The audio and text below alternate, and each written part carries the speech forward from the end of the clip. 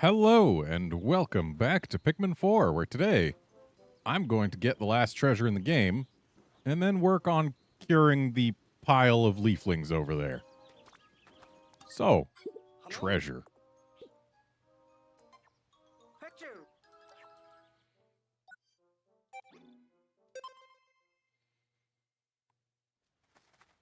Hey, Reggies.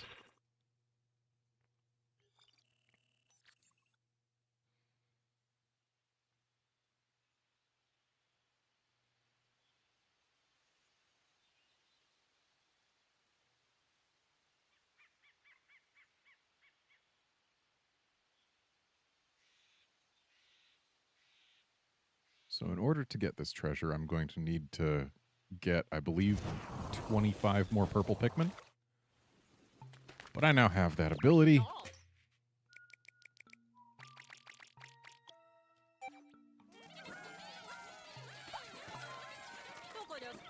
Candy Pop Buds can be purple now. That's fascinating.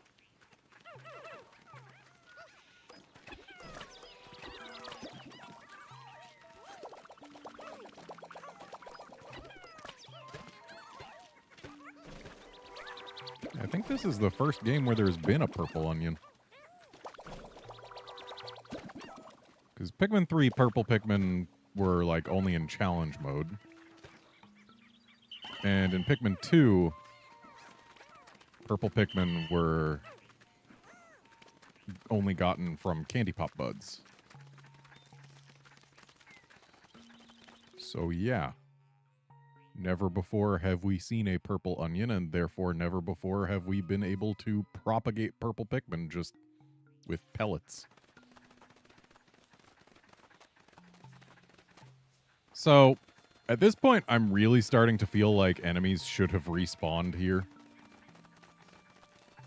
It's been so many days since I cleaned out everything. And not having consistently respawning enemies is really hurting our ability to propagate things. Like, yes, it makes it safer to just move around and explore and stuff. But there's already no limit to the number of days we can take. We don't need the time pressure to be reduced that much, I don't think. Because, like, that's what the respawning enemies did. It added just a little bit of time pressure. Like, oh yeah, if you take too long in getting stuff from an area after you defeat the enemies, well, then you'll have to defeat the enemies again. It just makes it so that you have to stick to it a little more. Instead of just being like, okay, I beat the enemies, now I can just do this at my leisure at some point.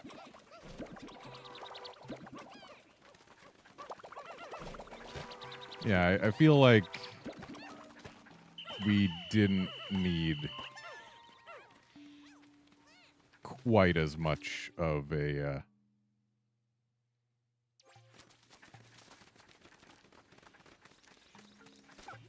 handout as this.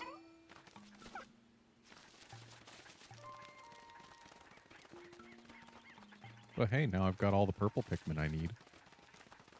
So I can just come on over here, get our base moved.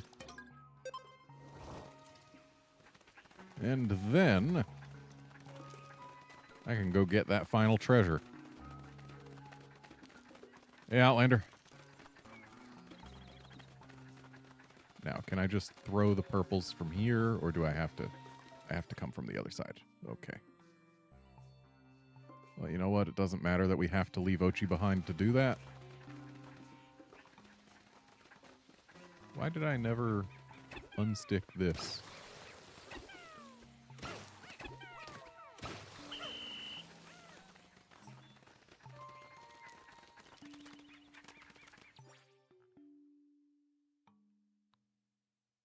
Would this actually be a closer base than that?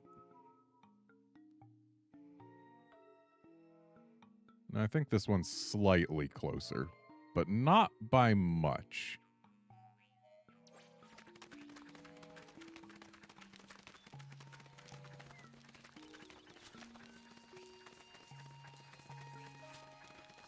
It doesn't matter that I have to leave Ochi here, because Ochi can't join us at the gold bar anyway. Where have I left a Pikmin? Hello?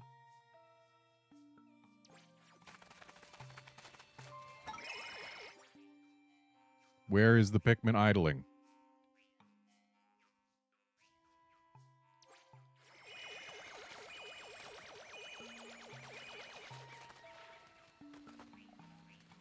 There he is. What, did you just not get off Ochi?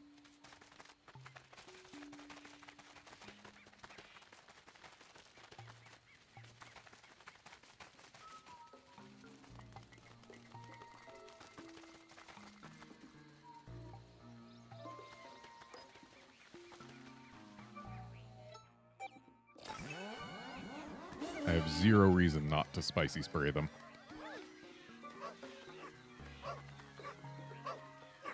And just like the wait in Pikmin 2 that required 1,000 Pikmin power to lift, because they meet the bare minimum only by virtue of having the strength of 10 Pikmin, they don't have the carrying speed of 10 Pikmin, they have the carrying speed of 1 Pikmin, which means they carry it slowly.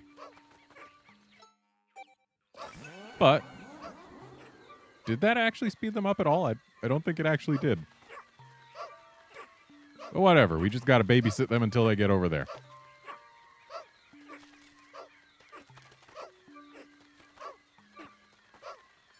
Yes, Reggie's 1,000. You must have 100 purple Pikmin to get this. You can drop 10 of those once you get it off that ledge over there. But since Ochi can't get up onto that ledge via any means, you cannot rely on Ochi's 100 Pikmin lifting power to grab it.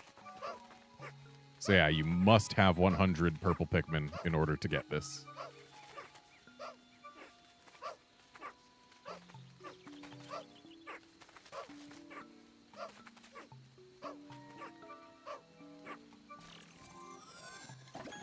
And that's all treasures collected.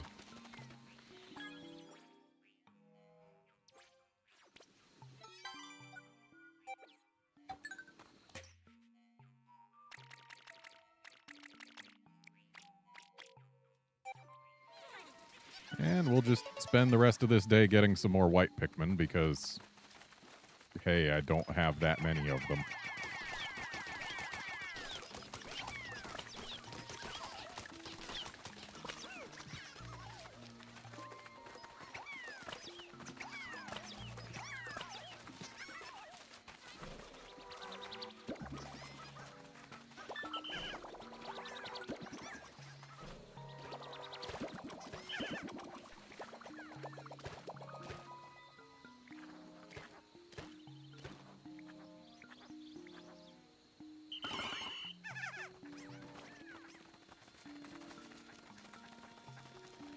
Pretty neat if I could get myself to 100 white Pikmin as well. I don't know if we're going to have the resources here to do that.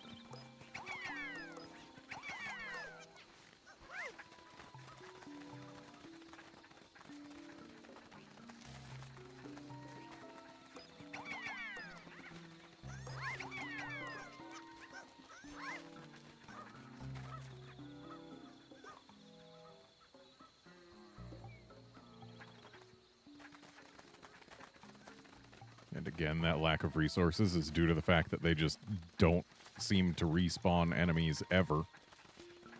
When I feel like they really should. Like, even if it takes 7 days, they should still respawn enemies at some point.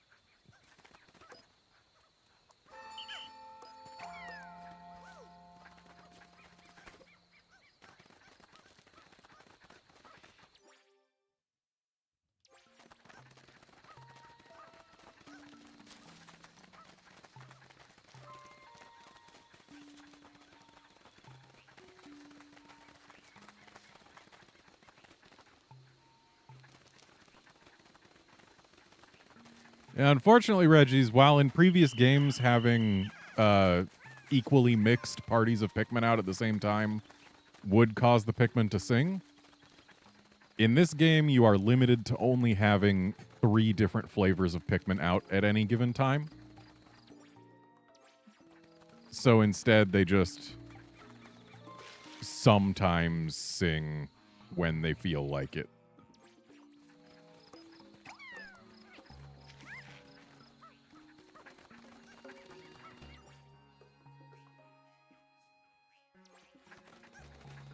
It's actually one of the bigger downgrades, in my opinion, only letting us have 3 flavors of Pikmin out at once.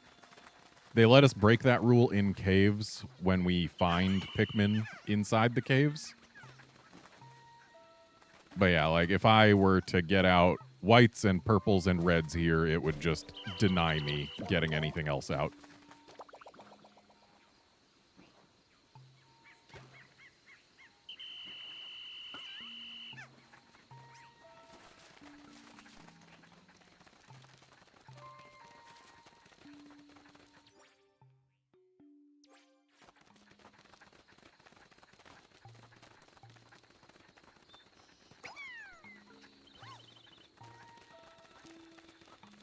Gonna try and move the base before that guy actually gets where he's going.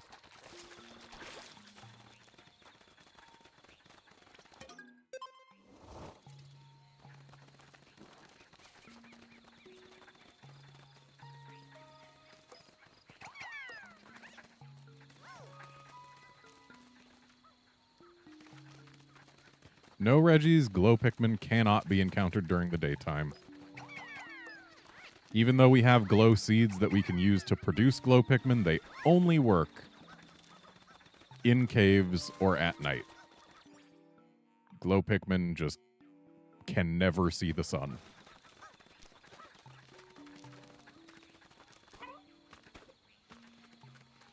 And those are all in deep muck, so I can't get them out without flying Pikmin.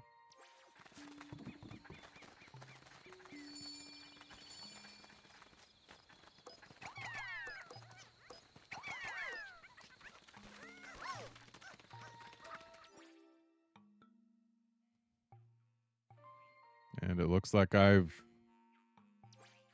exhausted just about every other Pikmin producing resource in this entire map because, again, they don't respawn anything. It bothers me.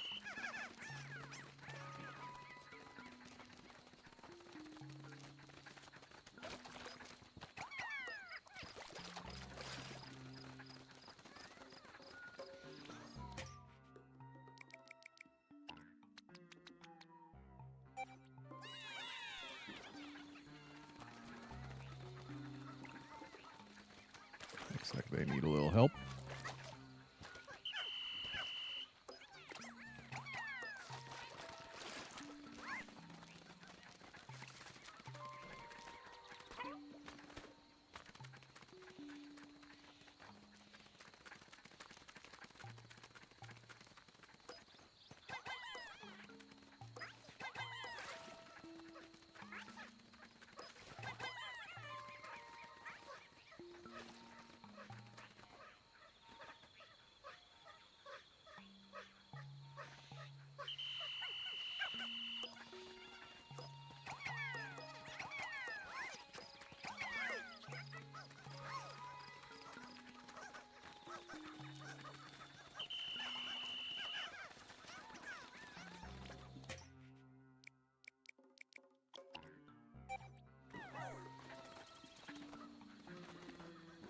So these 3 things are not going to get me 14 more white Pikmin. That's just not going to happen.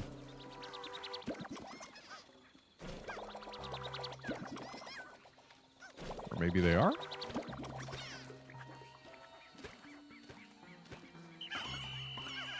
No. They got me 9. Okay, so now my only way to get to 100 white Pikmin today is either go in a cave where I can produce more with a candy pop bud, which there's probably at least one, or go and hope that a pellet posy has respawned.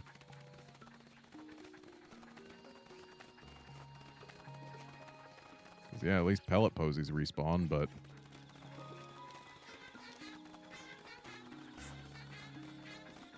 Yeah, there you go. The Pikmin are singing.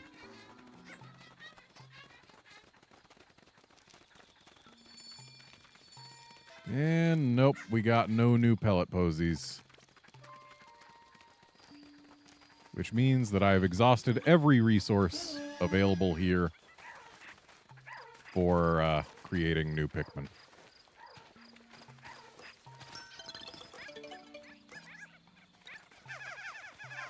Hey, guys, before you get too far. Well, at least one of them didn't go over the edge, and the rest can come back up.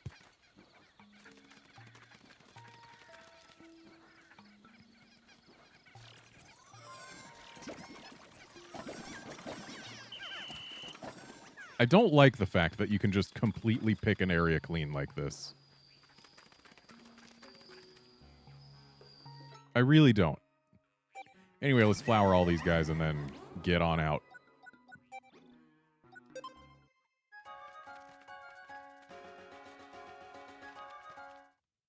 We can make the last 5 white Pikmin back at base.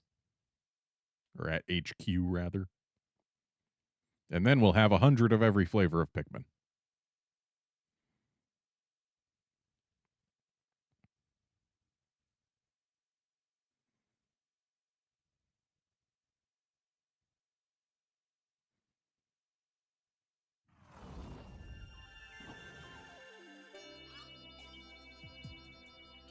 Yeah, no one rescued because there's no one to rescue. I got the golden vaulting table, completing the Dazzle series.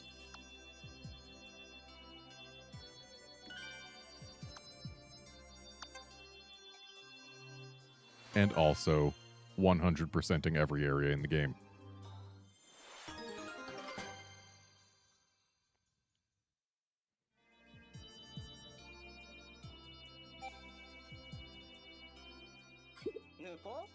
Captain Almar's from Hakatate, isn't he?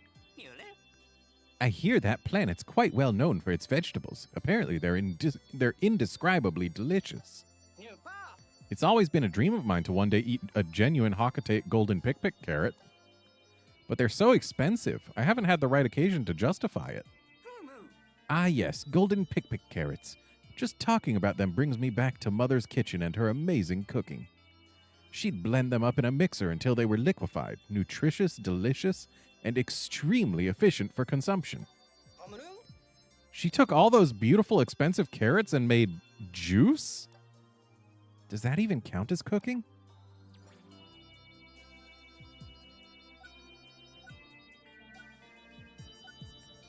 So, I just need to de-leafify 8 more castaways, and then we're done with all our main missions.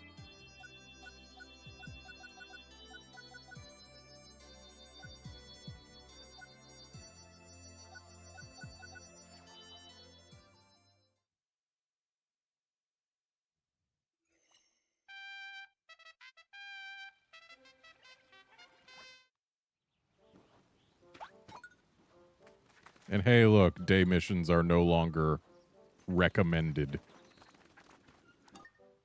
No. Fact, the onion has fused, acquiring a notable degree of color from the ones it fused with. It seems to have matured splendidly as well. This may be as far as an onion's development goes.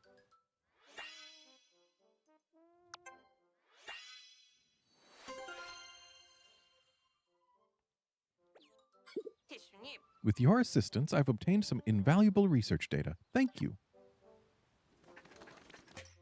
All right, let's get the white Pikmin out.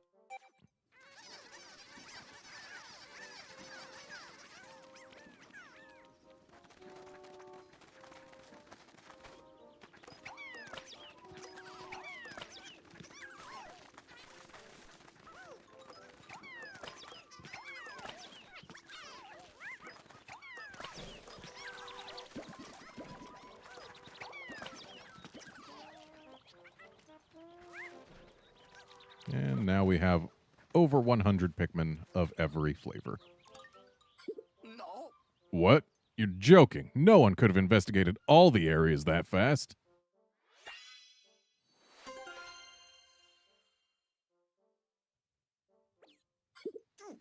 You're like a full-fledged ranger now. Maybe I can talk him into doing all the work from now on.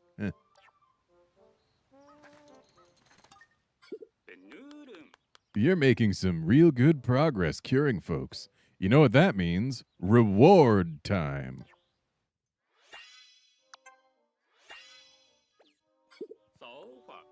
I like your pace. Keep it up.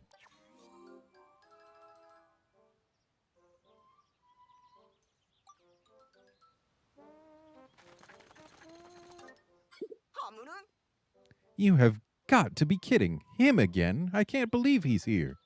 Will he ever stop getting in my way? Him who? Him, your pilot, Bernard. I'm Santi. Right now I'm a freelance pilot, but he and I have a long history, you see. And that's all you have to say about that.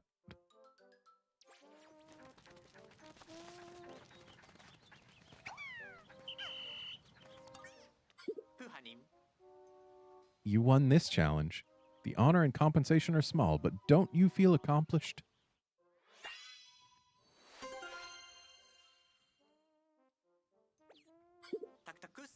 Maybe I should challenge you to a real battle someday.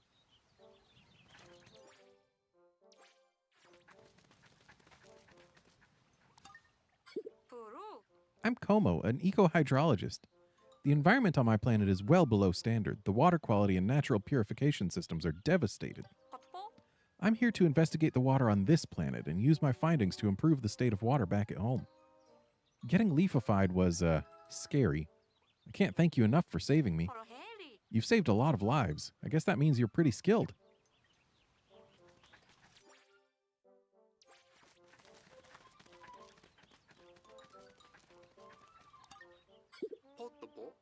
Thank you for saving me. My name's Kit.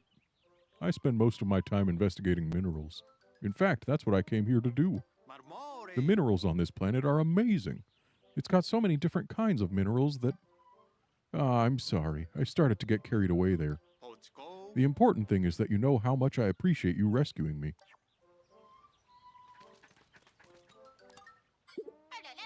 Phew, thanks a billion for rescuing me. I'm Molly. So check it out. I hopped aboard this tour to get fresh content for my videos, but then I dropped my camera. Yikes, right? I got turned into a leafling, but what does it even matter since I couldn't film it? I mean, did it even really happen? What's with the face? Did I say something weird?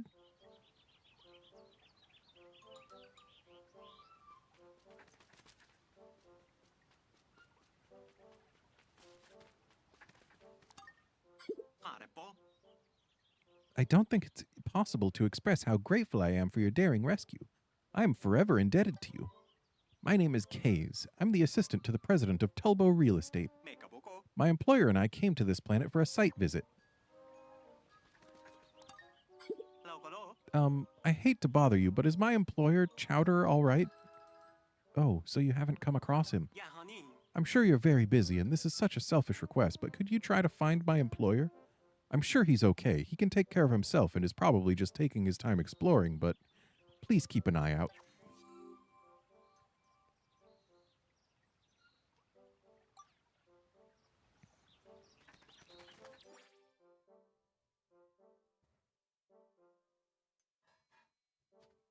All right, looks like that's... Oh, wait. It's happened! You've collected every last treasure! I'm so pleased I asked you to assist with this endeavor that I might cry. Here, please, you must accept this.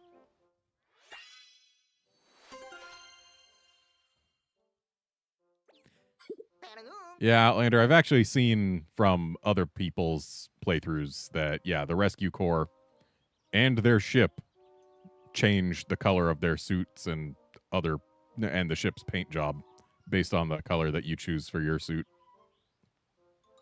Thanks to you, the treasure catalog is now complete. I'm so grateful, I'm tempted to give you all the raw materials.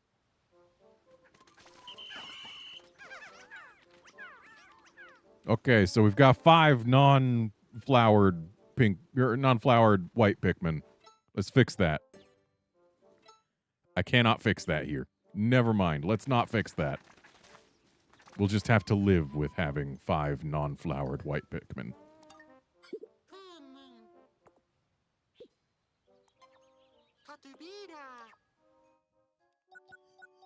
Okay, so we've got 2, 3, 4, 5, 6 places to go and 8 leaflings to cure, which means 2 places will have double luminals.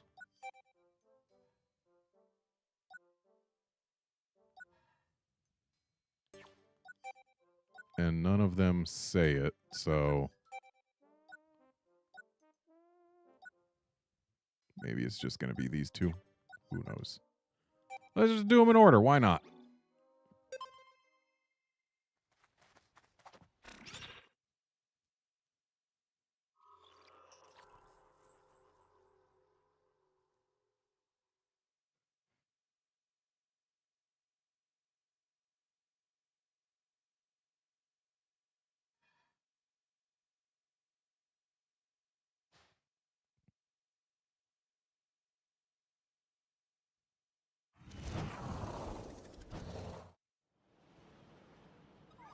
Wow, they started us with a bunch of glow Pikmin for this one.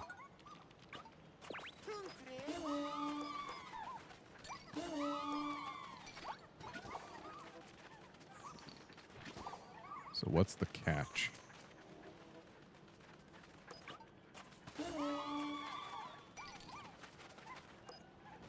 Okay, we got a Bloister here.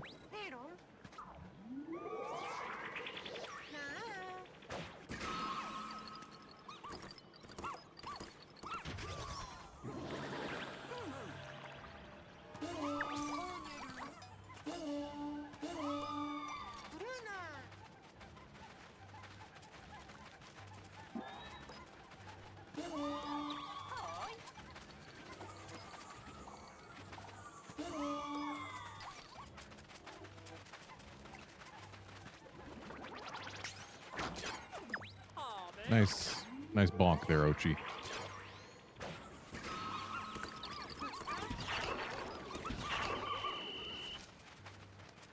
Gee, Yanni, I don't know. Do you think 71 glow Pikmin is enough?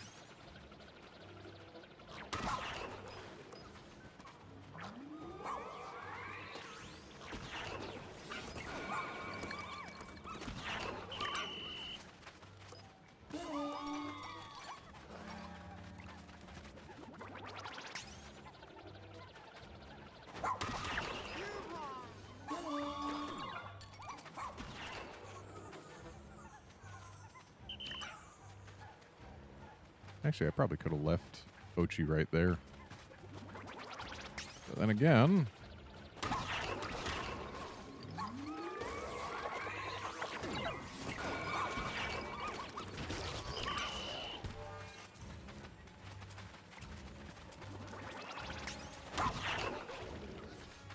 Get him, Ochi.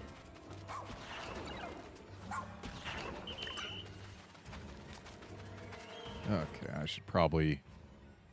Oh, yeah. Luminal's about to get attacked. I need to get going quick.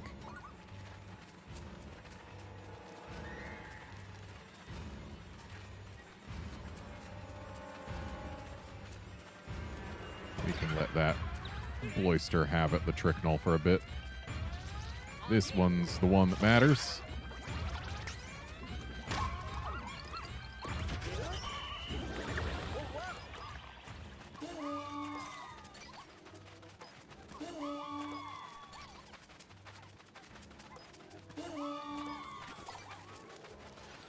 Yeah, that Tricknull's gonna go. But it doesn't really matter too much. It's just a Tricknull. Ah, but it's the only Tricknull.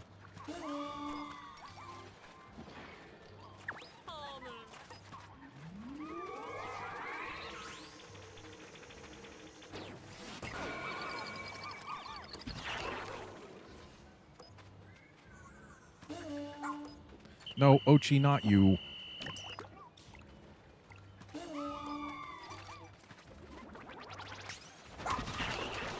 Nice.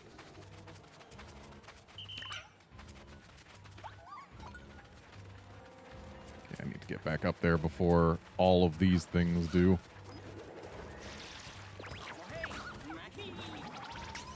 Oh, this stupid Bloister's eating... Well, everything's eating some glow Pikmin on the way up, but whatever. We got here in time.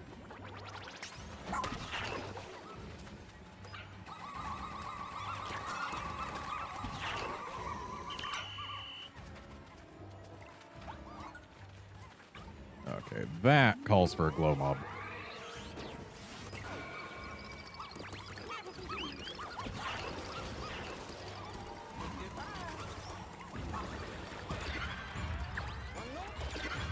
Oh, they can actually come from the other side. Hey, Ochi, come back. Ochi, please. You're not even going the right way. Wanted Ochi back because Ochi can one-shot water dumples with a charge.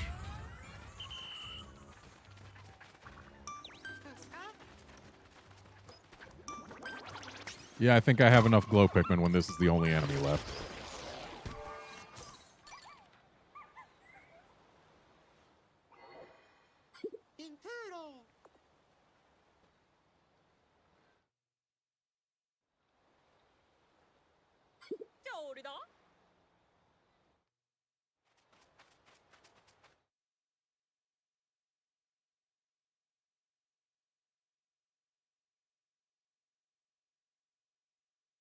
It would be so much more interesting if we didn't have glow Pikmin and had to use our regular Pikmin for night missions.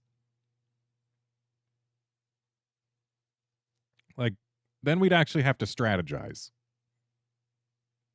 But here, the correct answer is always collect or propagate glow Pikmin until the enemies start getting too close to the luminol, and then just take them all out because you can and it's easy. And you don't have to worry about any elements or anything.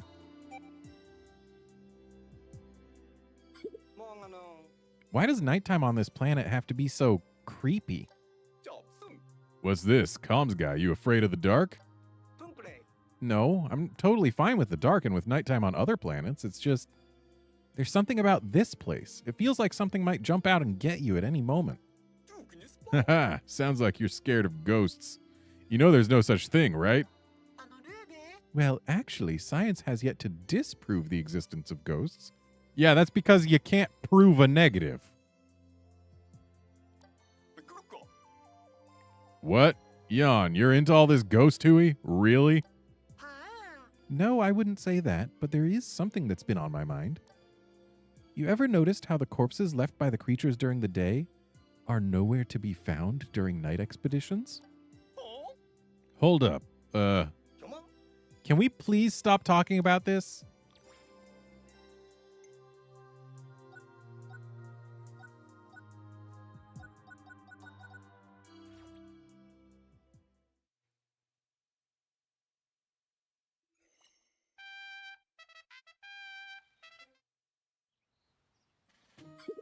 All right, who do we got this time? Alpin, CEO of a telecom company from planet Konohan. His boundless ambition drove him to expand his telecommunication business into areas like space travel, food, and entertainment. Also, he looks just like me, but with different colored hair.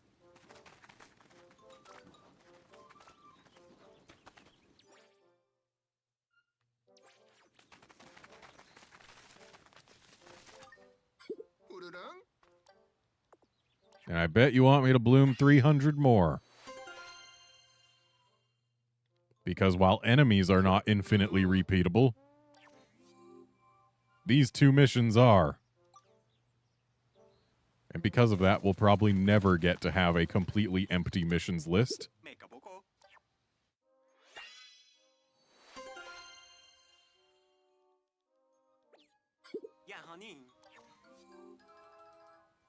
Also, apparently these two count glow Pikmin, which is weird because I don't get to keep them.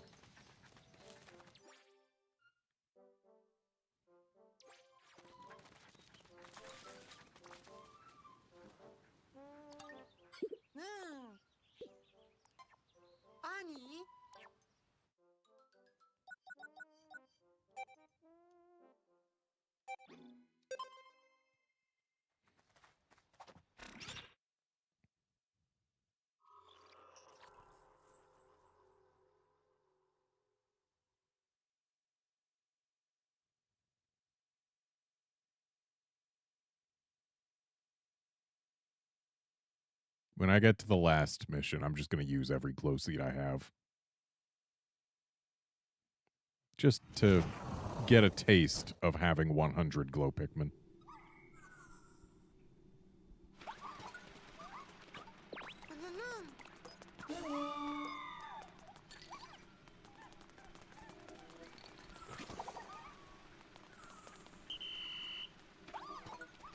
Oh, we got double luminals today.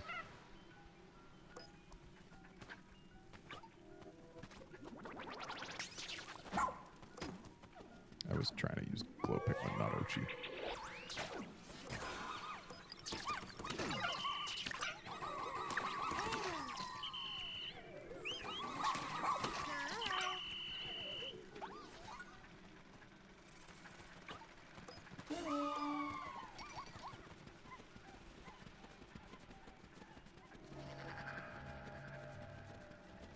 Let's get this trick knoll. Creatures are already starting to act up before we've even gotten many glow Pikmin at all. But they're small, so it's not the hugest of deals.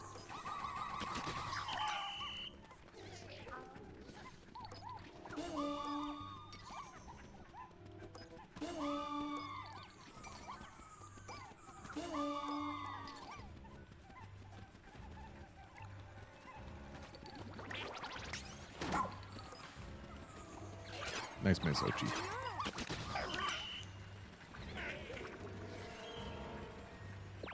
Okay. Gotta get more Pikmin. Ochi, you go defend that. Like, actually defend it, please.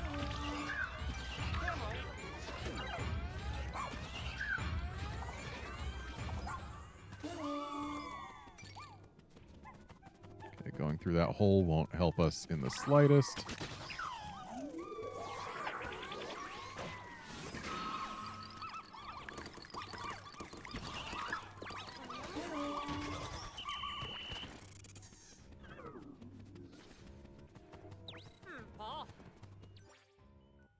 Okay. Oh. That luminol is about to be under attack as well.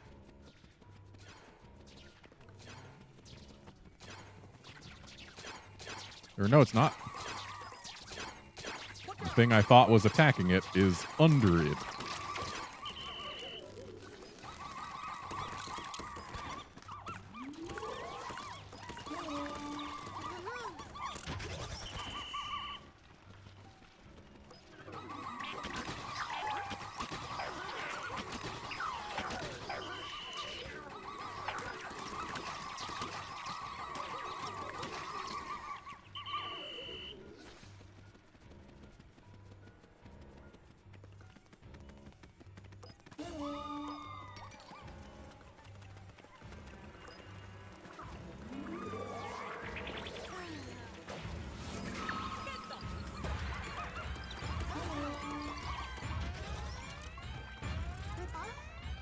Yeah, Ochi's got that covered.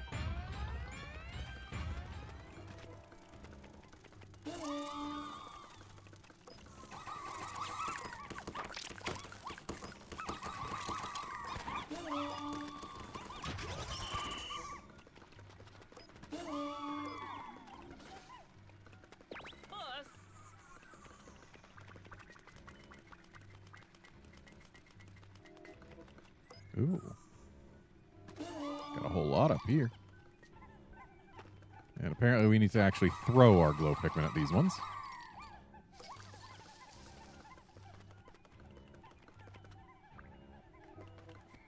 Ooh, there's a whole line of things going over there. Let's go ahead and put a stop to that. Goodbye, Trick Knoll.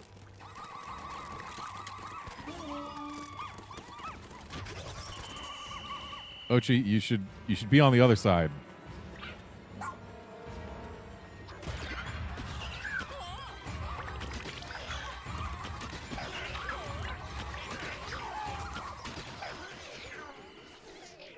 And we're done. Timer didn't even show up.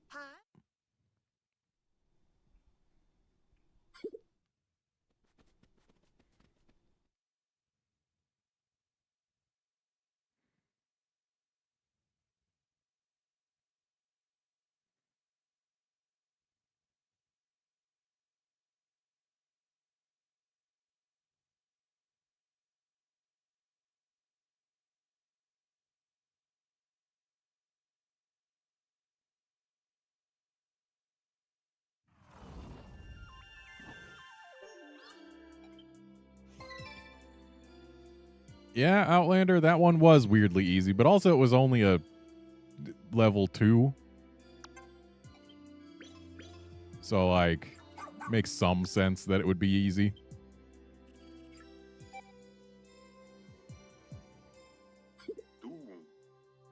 Well, look who's up and about. How are things going?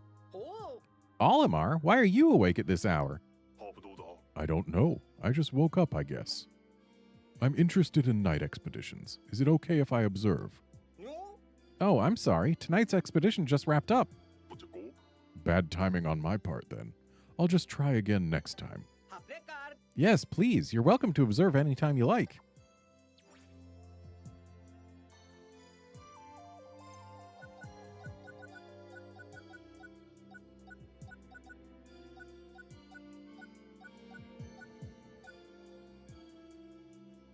Yeah, those 2 structures inside caves that I decided not to build came back to bite me.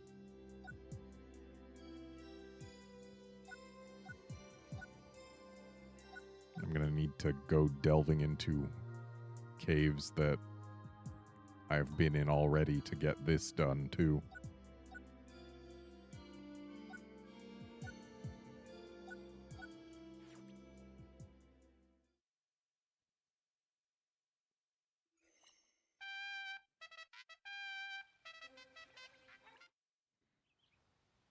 All right, who'd we get this time? Hey, look, it's Chowder, president of Tulbo Real Estate from planet Konohan. He followed his whims in real estate for 27 years. Now he travels the galaxy expecting his next big idea to pop up out of nowhere. And Lappy from the Uncharted Planet tourist from planet Kujio. A painter who joined the tour so he could paint these never-before-seen landscapes. Sadly, he left his art supplies behind. Well, that's a bit of an oversight. Can't do the one thing you came to do.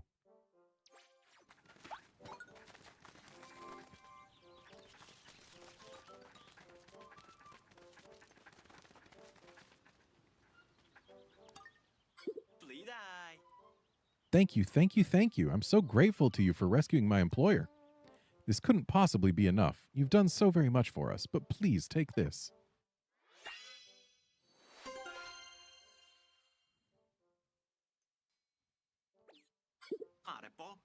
I would like to sincerely thank you once again for all your help and for coming to our aid, Redmond and Ochi. My employer doesn't always consider the risk to himself. His first priority is making enough money to pay his employees. He's always putting us first. I honestly don't know what the company would do without him. If only more employers were like that. Oh man, for a humble real estate agent, I sure did cause you quite the hassle, didn't I? The name's Chowder, by the way. Don't suppose you've heard of Tulbo Real Estate? You haven't, huh? Guess I need to work on my marketing.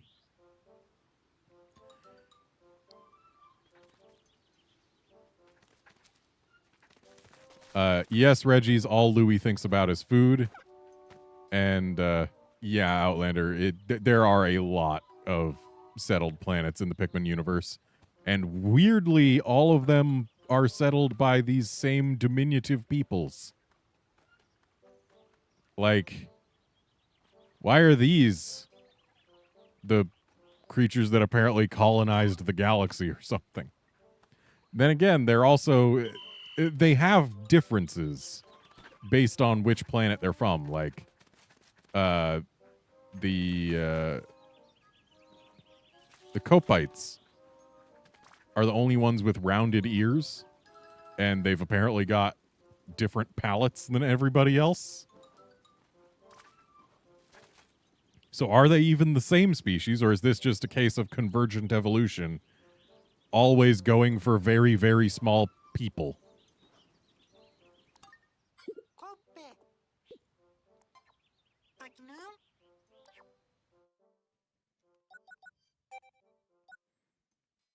Off to the feasting center.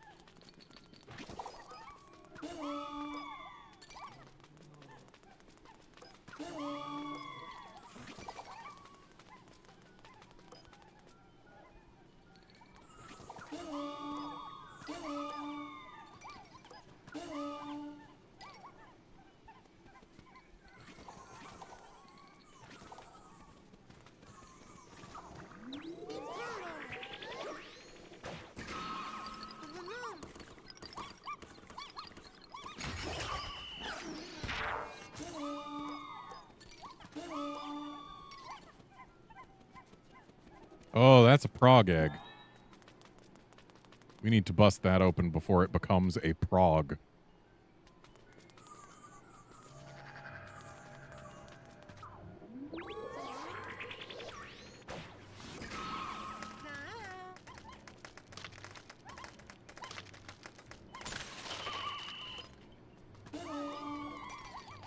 Crisis averted.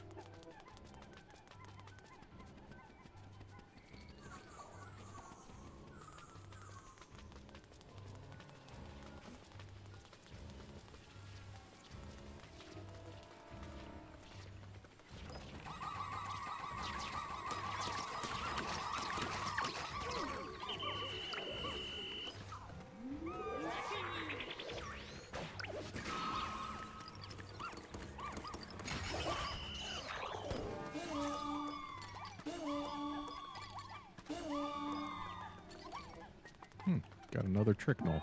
This one further out.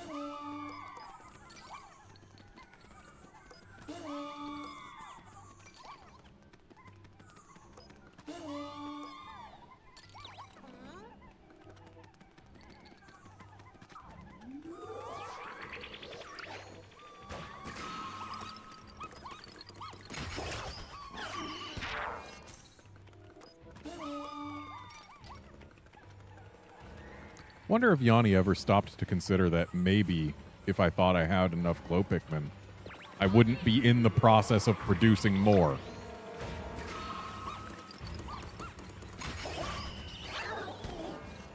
Okay. Yeah, Ochi's got that covered. Shearwigs are nothing to Ochi. Though, Ochi, maybe you should be attacking that one over there, huh?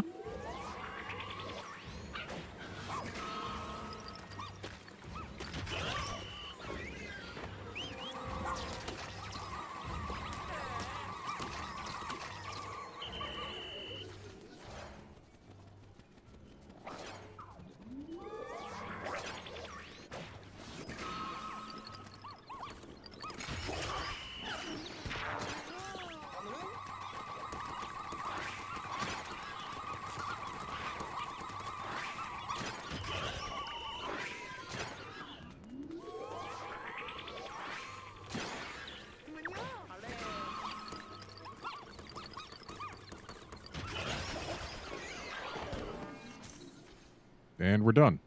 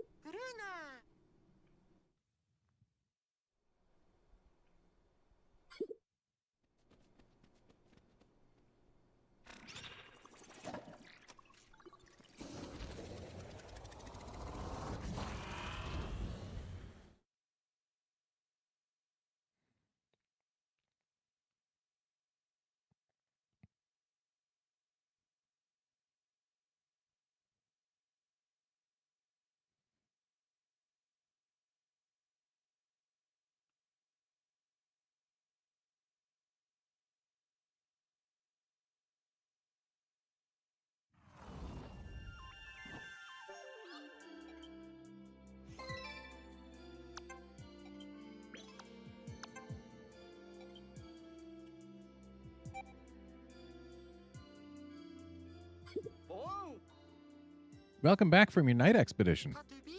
At last I can make the medicine, and it's all thanks to new blood here.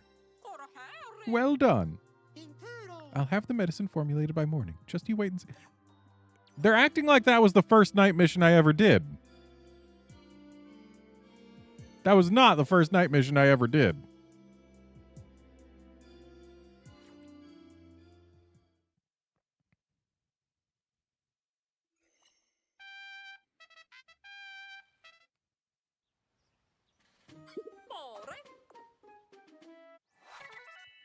And we've cured Research Task Force recruit Ren from planet Enohi. A winner of a competitive cooking show, he was invited by the task force lead to join them and discover new flavor profiles. Hey, we done rescuing researchers.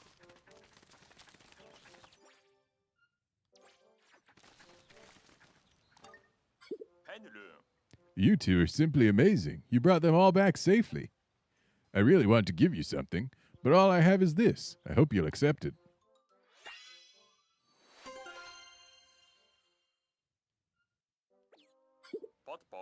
You really did some fantastic work for us. Thank you both.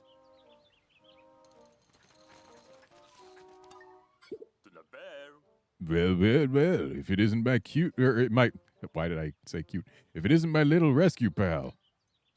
The name's Alpin, founder and CEO of a company called E-Leader. Not to be confused with E-Reader, the underappreciated Game Boy Advance peripheral. But seriously, you're a real hero. I've got nothing but gratitude.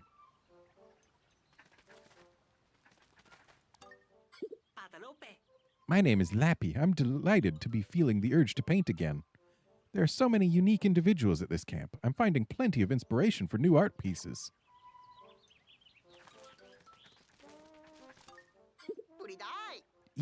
I owe you big time for saving me, because for a second I was like, is this how it ends? Is my journey over for good? Oh, I'm Ren, by the way. I'm the chef traveling with the research task force led by Chet. I don't consider myself a scientist. I'm a traveler on a journey to discover and embrace flavors heretofore unknown.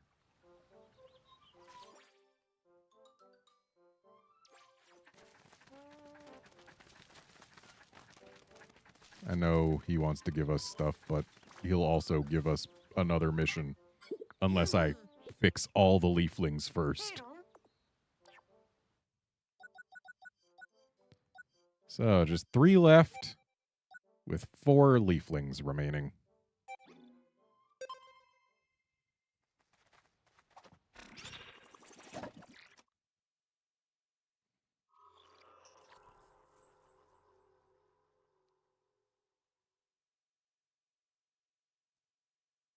Outlander, I don't believe we know how Pikmin taste yet. Though actually, if we look in the Piclopedia, Louis probably has left notes about them, so maybe we do. I should go check that out.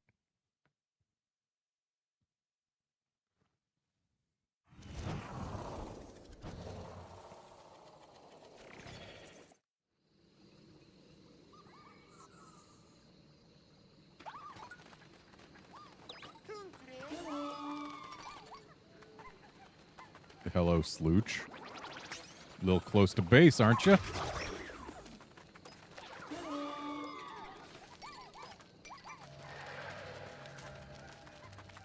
There's a long legs?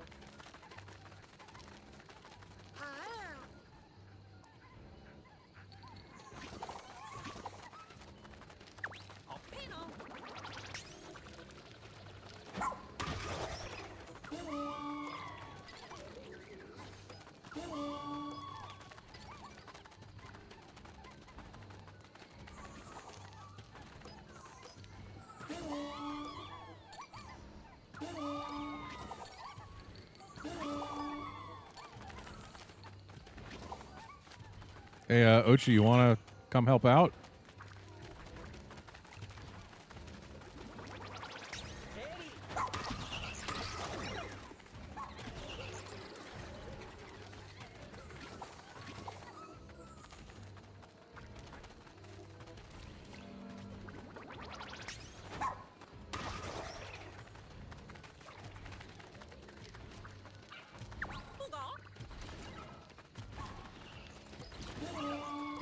right, let's get these extra glow Pikmin from those, and then we'll deal with this long legs.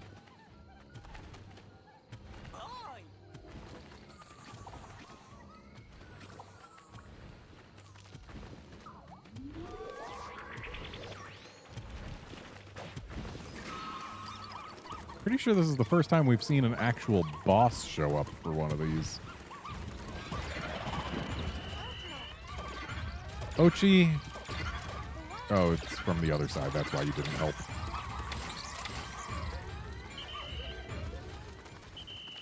Hey, Ochi, come here.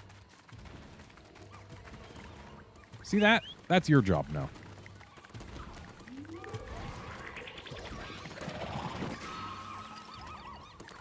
Would really be helpful if they decided to latch onto its body instead of its feet when I did the glow rush.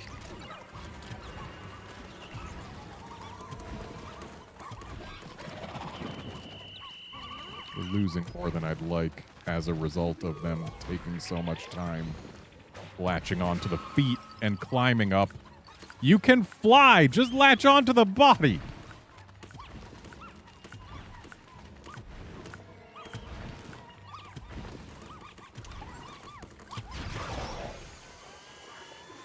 We lost so much time in Pikmin because they were idiots. Oh, are we done? I guess we're done. That was really short. I guess they thought the long legs was a bigger threat than it was.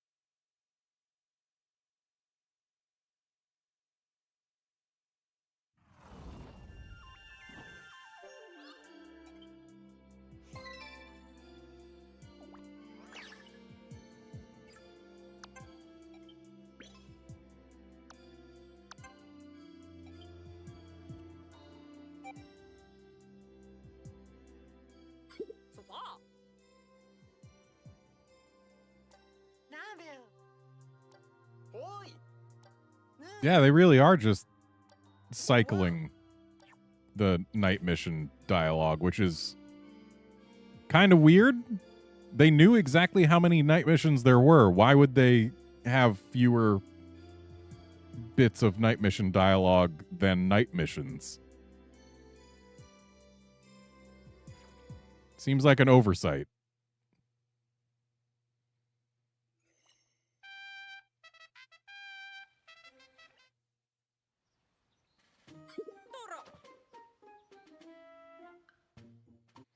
And this time we got Uncharted Planet tourist Boris from Planet Kujio, an author struggling to write the follow-up to his best-selling debut novel.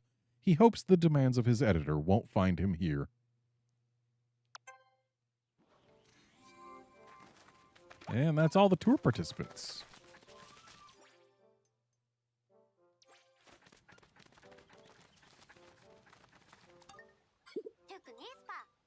By comparing the names to my roster of tour participants, I confirmed on my end that everyone was rescued.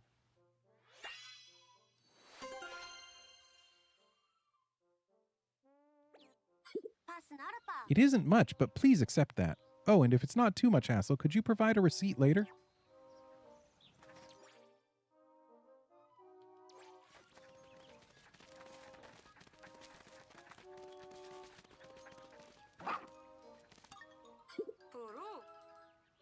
Word is that you saved me? Thank you, I'm grateful. I'm Boris, an author who can't seem to write a single sentence anymore. Okay. Just 3 more leaflings.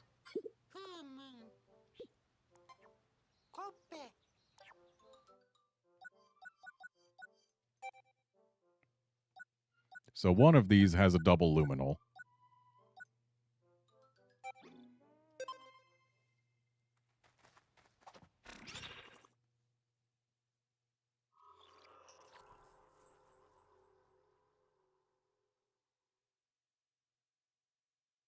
Oh, so there's another Baldy Longlegs, huh?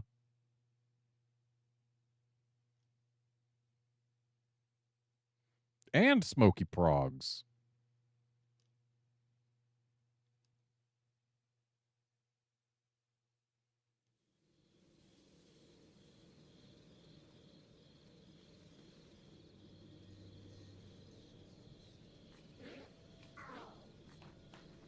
You know, I kind of wish they treated the Smoky Progs more like they did the one in Pikmin 1. That one existed only in one area of the game, and it was only there if you got there within the first 15 days. And it was an optional boss that you could break its egg to initiate a fight with. It would head straight for your onion and just wreak havoc. Make it very difficult to actually get anything accomplished. Because, well, it would instantly... it's smoke trail. If Pikmin touched it, it would instantly kill them.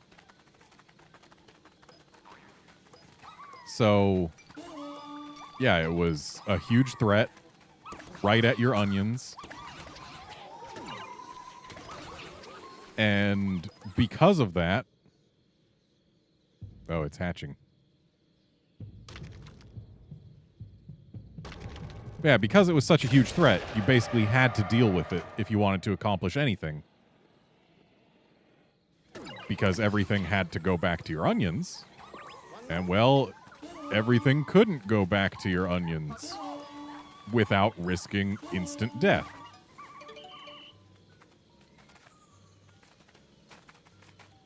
But as a reward for defeating the only Smoky Prog in the game,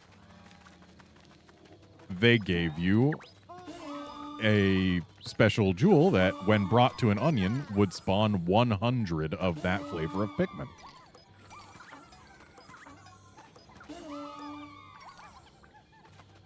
So it was a big risk for a big reward.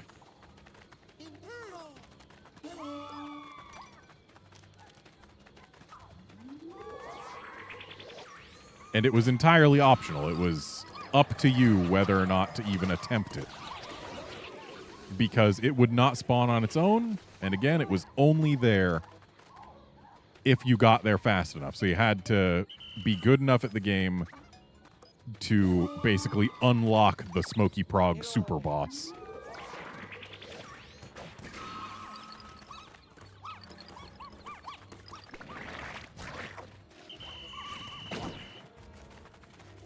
Well. Oh, did it not actually get them? Nice.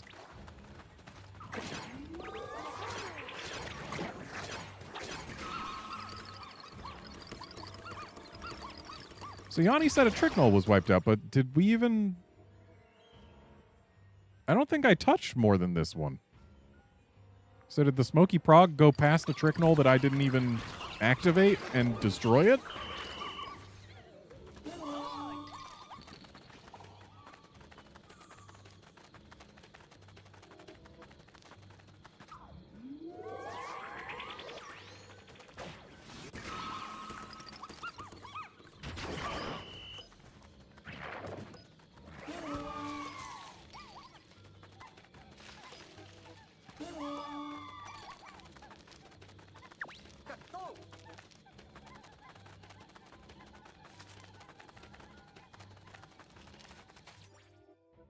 Okay. So there's still some stuff coming from this side.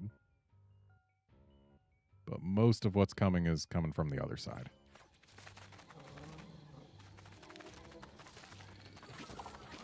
Ah, a Bulbear and children. Oh, we got two Smoky Progs incoming. One of them with a Bulbear right on its tail. I don't like that.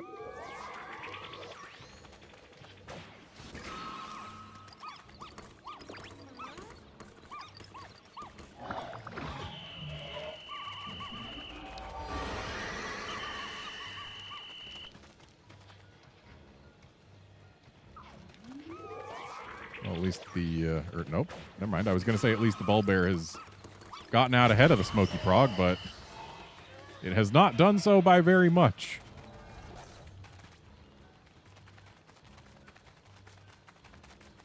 Okay, with just about everything coming from this side, we can afford to have Ochi help out.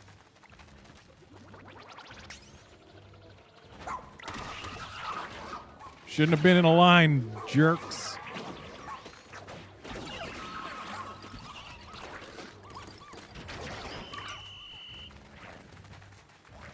One thing I can say about this game versus previous Pikmin games.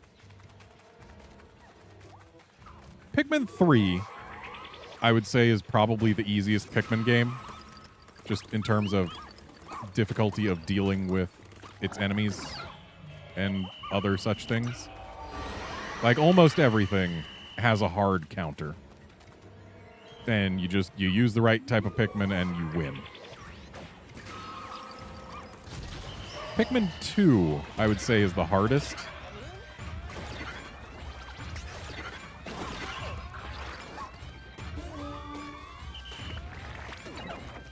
And, like, this game, it sits comfortably in between those extremes. Like, it's got some tough enemies and stuff, but there are very few enemies that can instantly kill your Pikmin. And some of the enemies that were much more threatening in Pikmin 2 have been nerfed in this game. Like, Bulbears, for example.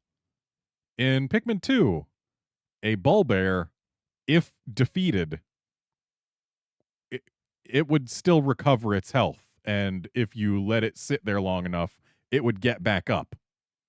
So defeating a Bulbear, you would take it down, and then you'd want to rush it back to base so that it couldn't become a threat again. And then there's also the fact that having Ochi's charge stun things and immediately launch all of your Pikmin onto the thing, that does make dealing with individual threats a lot easier in this game than it is in previous games. Dealing with multiple threats in this game, if you are using anything other than glow Pikmin, is actually... Wow, this is the same conversation we got 2 conversations ago.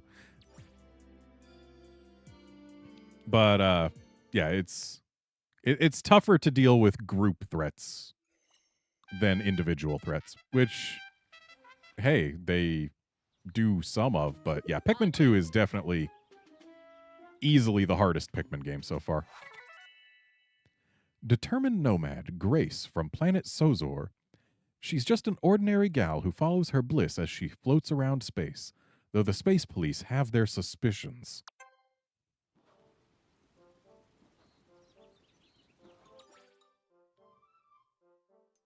And apparently she's not going to offer us any quests, so let's ignore her for now and get these last 2 fixed.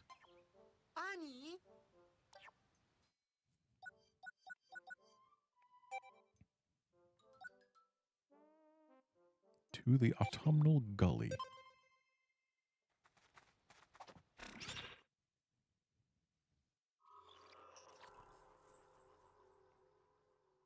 You know, I said I was going to cheat and use glow seeds to get to 100 glow Pikmin for this last one. But that would be cheating on the hardest mission. I want to do it legit. So I'm going to do it legit. I will not be using glow seeds. Okay, we got double luminals. But we expected that.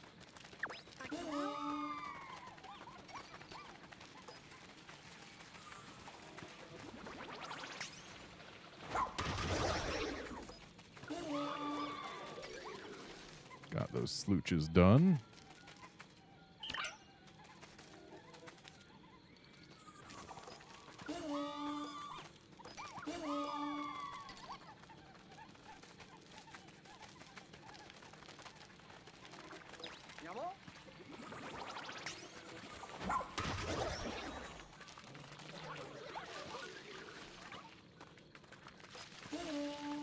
No, not you, Ochi.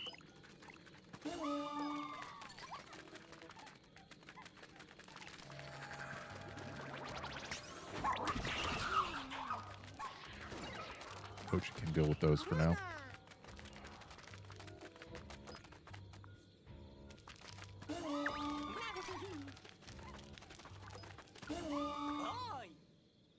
And we got another prog.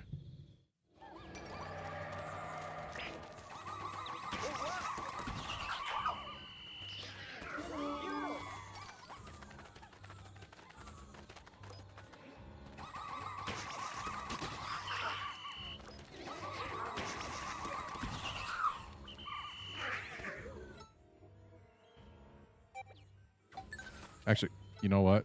Don't come here. Protect orange luminol. Because the blue one, they got to go past a tricknol to reach. Oh, there's Ochi is still dealing with something. Okay, let's take a look. Looks like everything is coming from up here pretty much.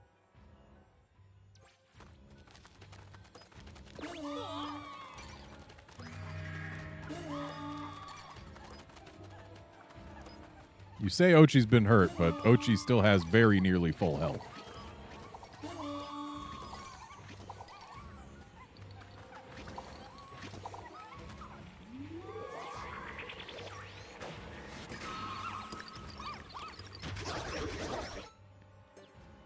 Ochi, I'm rescinding that last order. Go protect the blue luminol. We've got this one covered.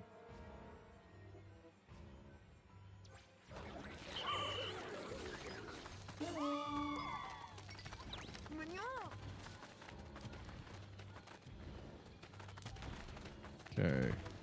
Got a long legs over here.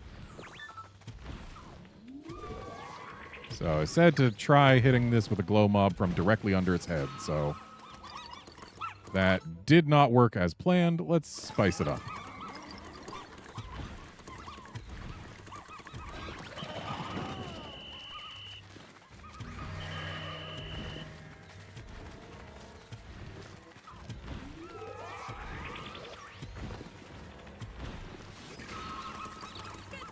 There we go. Baldy long legs done. Oh, there's an Emperor Bulblax over there.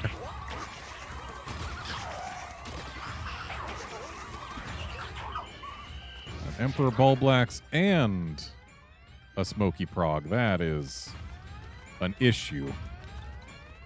I can't get there fast enough.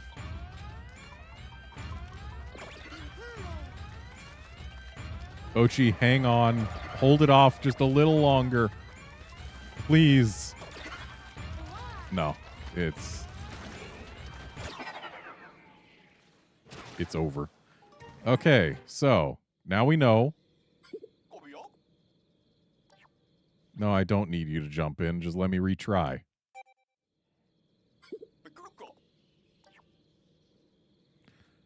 So not having a quick way to go from the orange luminol to the blue one is a problem. We can get quickly from blue to orange if we have Ochi. But getting from orange to blue is a matter of either go all the way around this way or go all the way around this way. That's going to be the major threat here, is dealing with moving between the luminols. Though it seems that the orange luminol only really has the baldy long legs to worry about. Also, nice miss.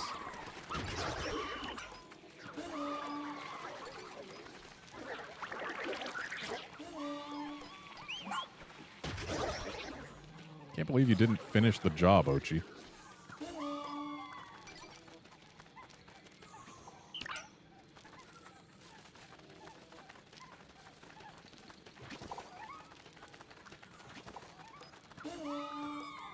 It might be not the worst idea to go find and destroy that prog egg immediately.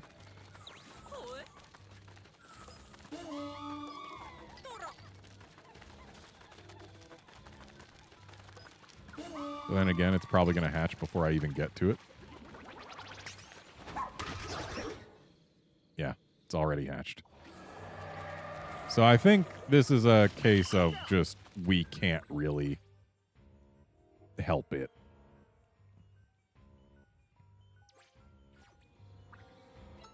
Okay, Ochi, you go protect orange.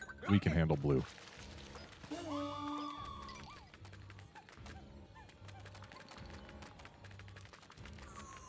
So there's the Ball Blacks. So it's here already. Interesting.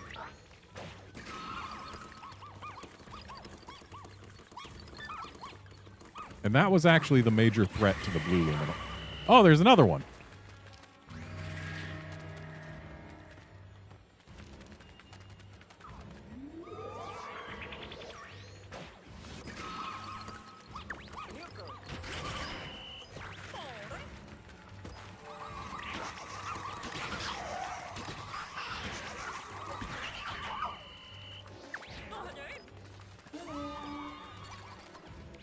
Okay, Ochi's been hurt. What is Ochi dealing with over there?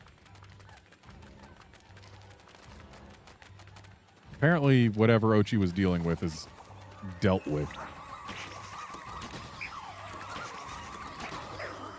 So I don't have much to worry about. There's still the Baldy Longlegs. But that's not an issue. What is an issue is this Prog.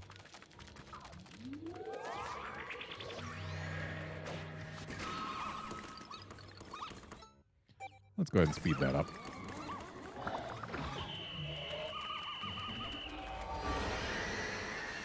Haha, we were too far for your roar to work.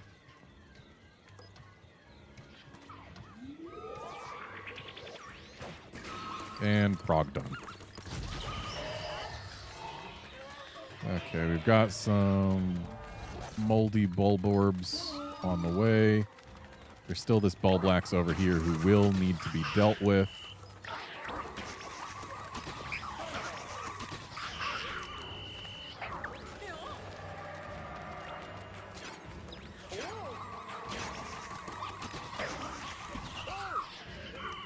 Okay, the Longlegs is approaching the Luminol there.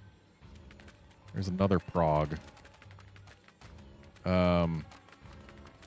Given that we've still got this Tricknol and the Longlegs is active, we need to go for the Longlegs.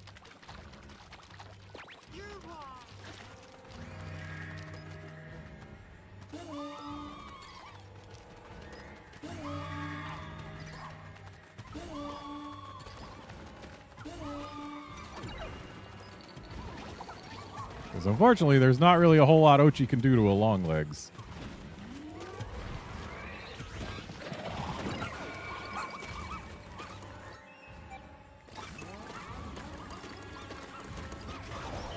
Okay, there's that threat dealt with. What's approaching over here? A Bulblax. We cannot leave Bulblaxes unattended. They cause problems. But it looks like it is the last creature that is coming for this Luminol. So what we can do is say, hey, Ochi, go protect the blue one. And that way we've at least got something there to slow down anything that might cause problems.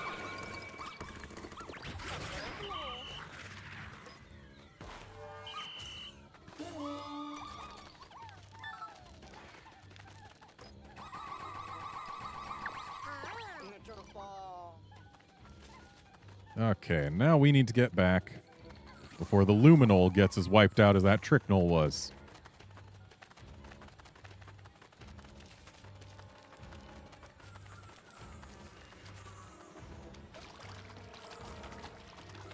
Okay. 2 enemies left this night, and they're both in one place.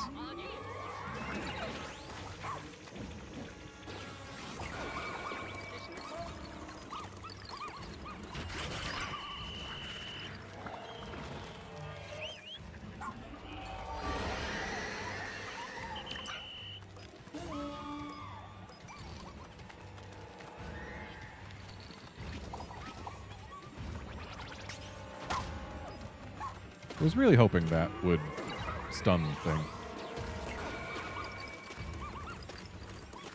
But hey, we win.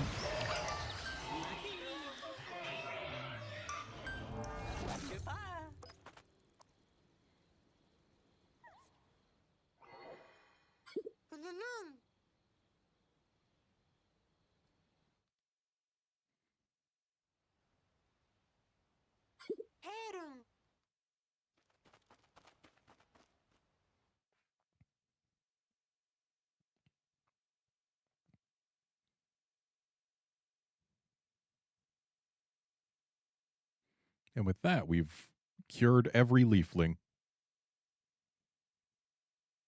and gotten every treasure and rescued everyone.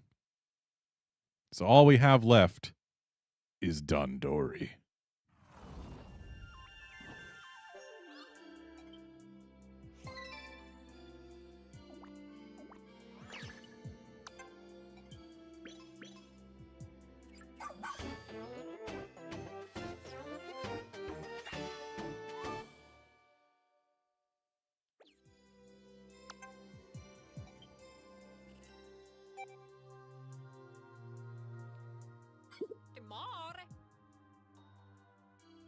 Why do you keep on repeating this pointless dialogue?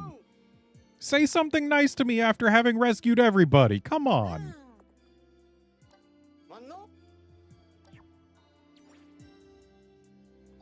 Yeah, all main missions cleared.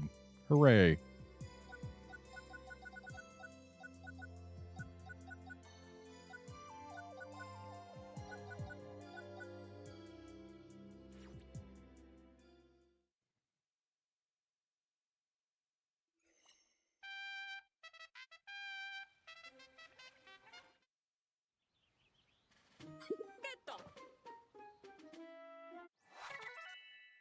Venture capitalist Fox from planet Konohan acquired his enormous wealth by creating and then subsequently selling IT startups. His motto is "Be the first to jump ship." And television actor Bo from planet Konohan. His talent and reputation for method acting precedes him. No matter the role, he always plays himself perfectly.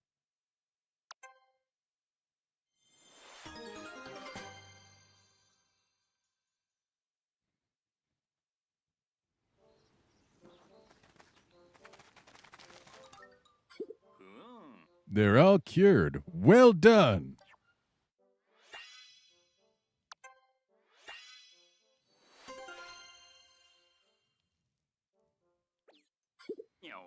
It's official. You are a full-fledged member of the crew.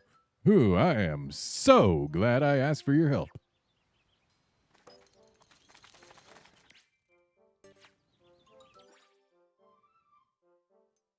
And no one has any new missions for me, so hooray.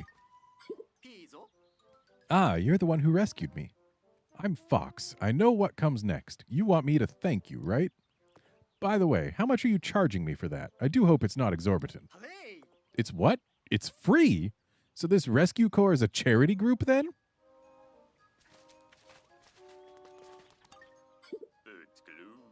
It would be remiss of me not to acknowledge or even thank you for saving my life. So, thank you. That said, I came here as an actor and a master of my craft with the express purpose to get shipwrecked. I'm preparing for a role, you see, but I'm sure this experience, being saved, can be put to good use as well.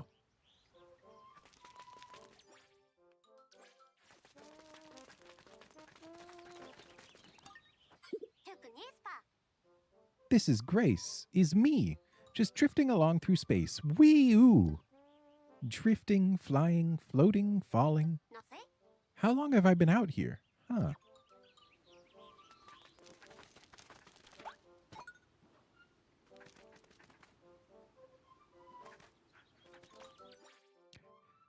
And yes, Outlander, I was planning to become a leafling again for Dondori.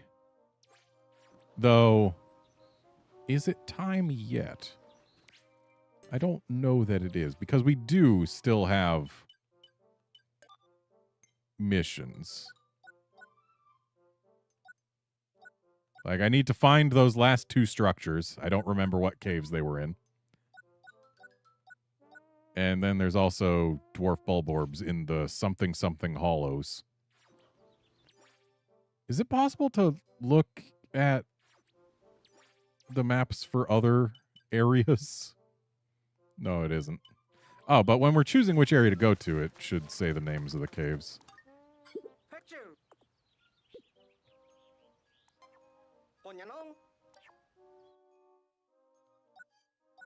Okay, never mind. It doesn't say the names of the caves.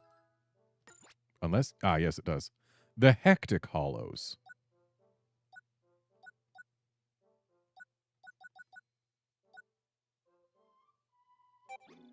So, let's go there right now.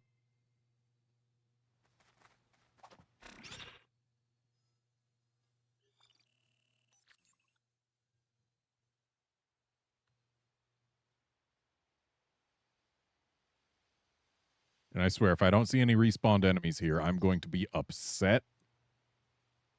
Because dang it, they need to respawn enemies. Otherwise, how are we supposed to believe the threat that, oh, there's a bunch of really dangerous creatures at night, but none of them stick around during the day?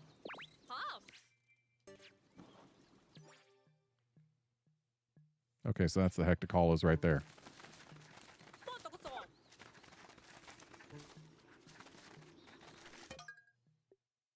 Yep, those look like dwarf bulborbs.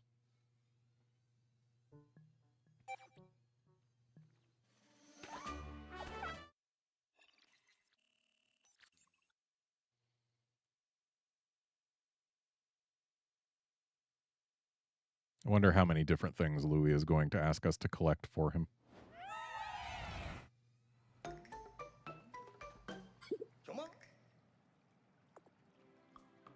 Huh? I thought we cleared all the creatures out of this cave, but now it's teeming with them yet again. They must have found all this open territory and moved right in. It just goes to show that even if you explore 100% of a cave, the natural world won't be kept at bay for long. Though that is apparently not true of the overworld, which is still lame.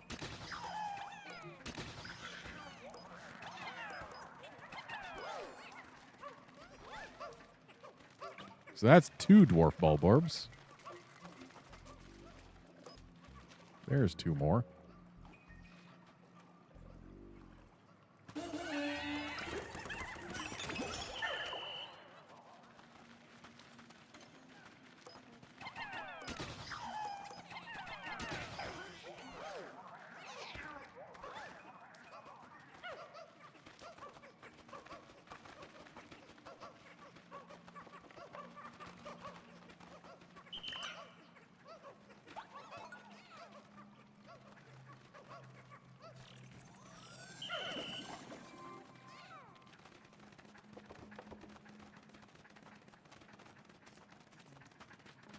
So I'm pretty sure this isn't one of the caves where I neglected to create a structure.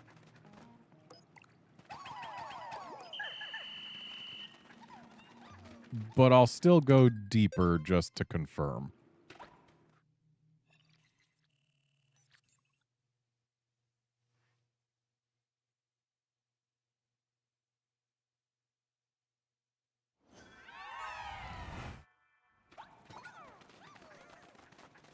Yeah, this is just the cave where I lost my first Pikmin. But we got our revenge now, and I do not need those resources. I still remember how I got this rescue early by tossing Pikmin up there when I thought I needed yellow Pikmin, but they were right on the edge, so it turned out I could have just gotten them down by doing this.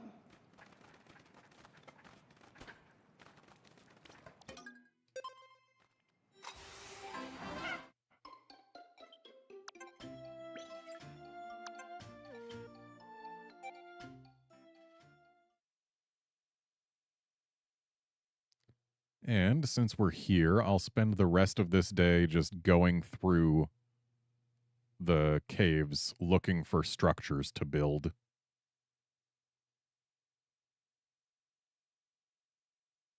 Because unfortunately, until we go back to Louis, we can't get another mission from him. Really, we should just let him on the comms.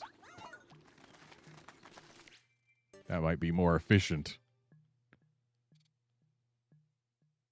There are some enemies, but those are enemies that I left there to begin with. They're probably like spectralids.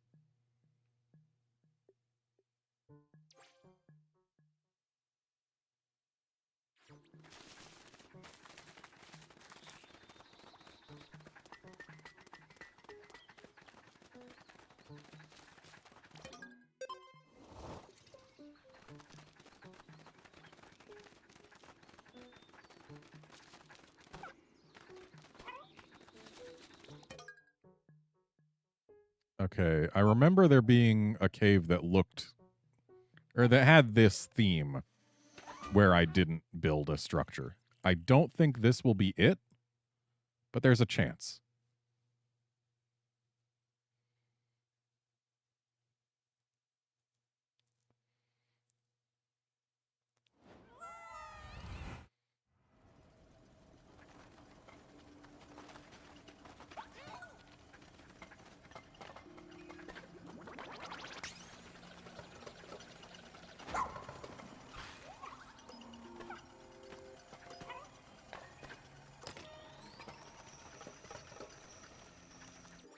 So it's certainly not this floor. Even if it is this cave, which I still doubt. Because it was one that had water and poison in it. So it would have been somewhere where I had already gotten white Pikmin.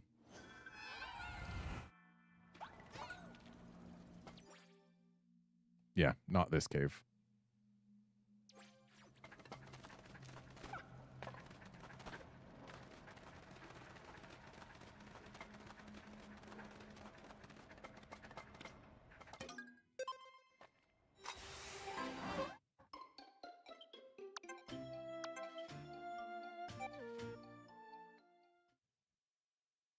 Also, this one was completely barren of creatures.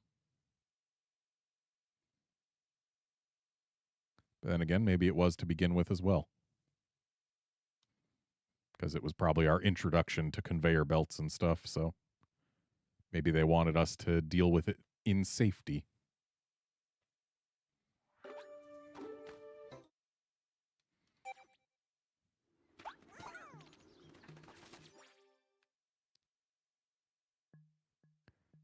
It's a shame there's no readout for how many structures we've built in any given cave.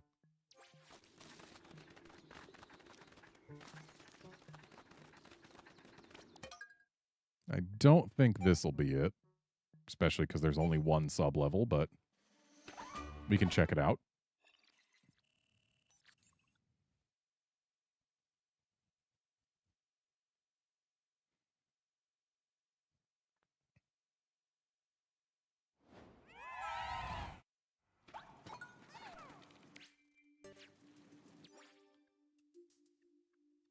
Yeah, nothing in here.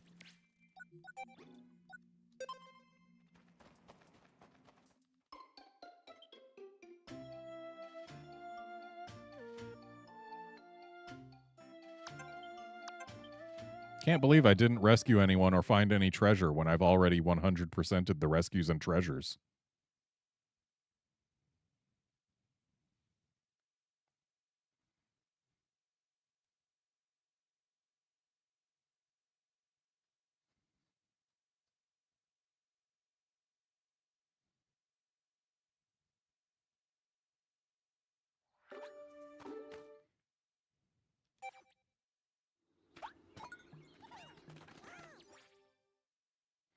Okay, so we've got the Crackling Cauldron and the Aquiferous Summit to check out still.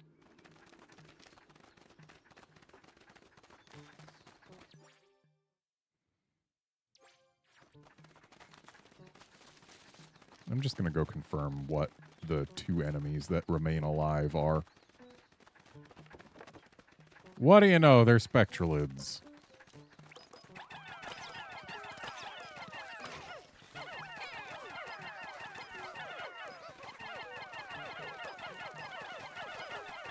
Hit it. There we go. And now they are not spectralids anymore.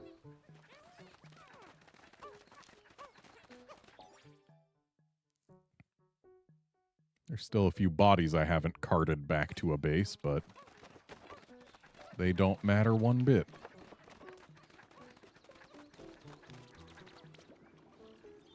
It just feels wrong having an area be so barren after you've done all the things.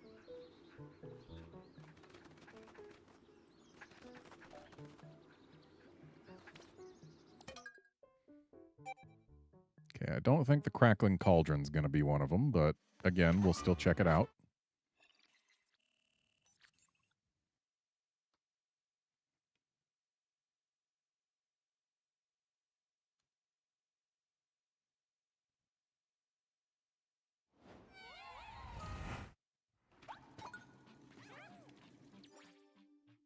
Okay, no structures on this floor.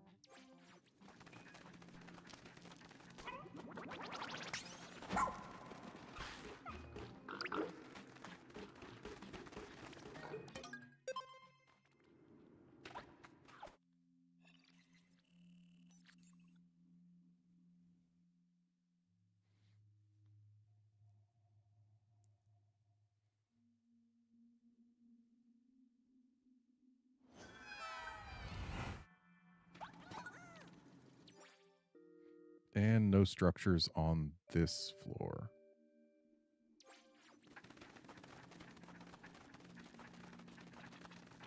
Just confirming that, okay, this is just not mapped because it's a dip or something. Yeah, might as well just hop out here. Ah, yes, this is where I lost my second set of Pikmin to that. Because I tossed a bunch of reds on it, and it got up on its side, and they brought its HP down to 0, so I assumed it would die before being able to smush Pikmin, but no, it's unkillable during its flipping over smushing animation, and only dies once it touches the ground. So I lost 10 reds to it.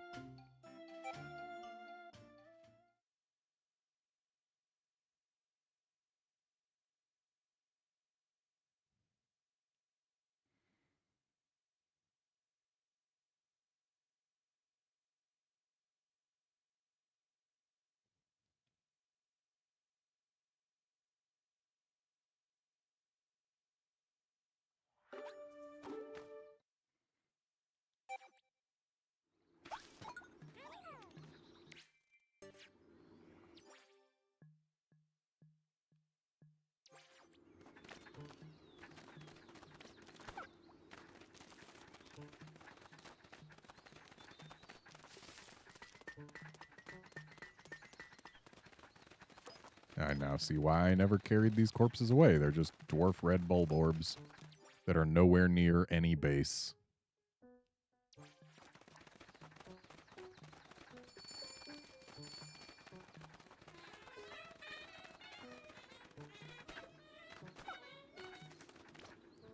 Yet again, I don't expect this to be one of the places where I need to build a structure. But once again, we will check so that we can mark the Sun-Speckled Terrace off our list of places to look.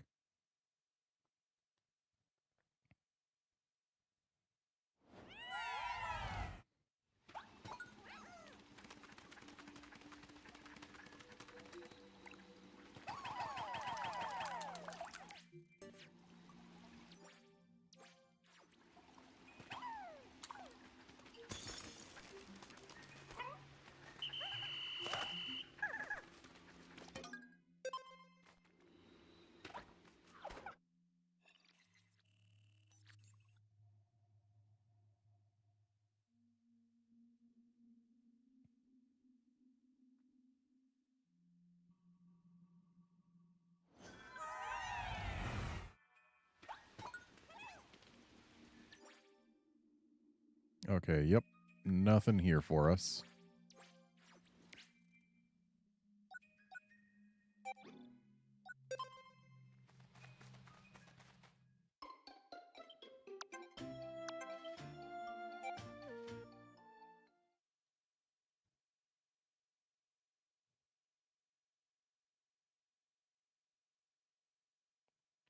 Reggie's Ochi can swim, but Ochi can't jump as high from swimming as from an icy surface.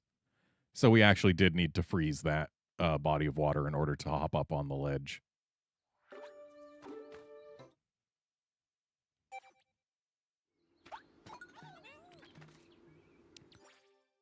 But that is all the caves on this map. So the Sun-Speckled Terrace is done.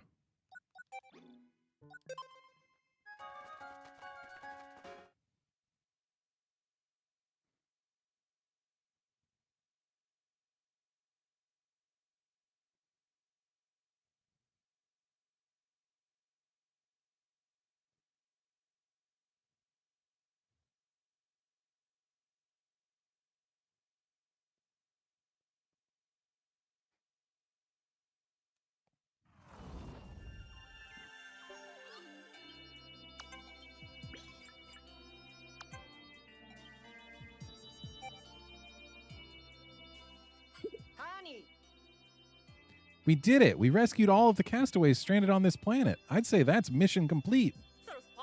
Great work, you two. What would we do without Redmond and Ochi? Thank you both. What about me and science? My gear and items have been integral to our success. Feel free to thank me as well.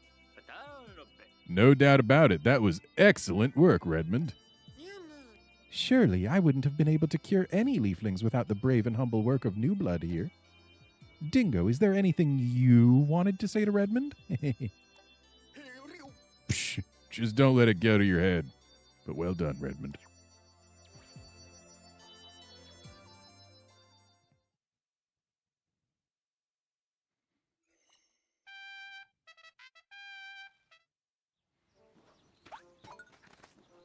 Okay, let's see Louie and figure out what he wants now. Where is he? He's there. No. You got the grub, huh? Then take this. Go get more ingredients. I'm still missing some. Yellow Wollyhops. And where, pray tell, do I find yellow Wollyhops?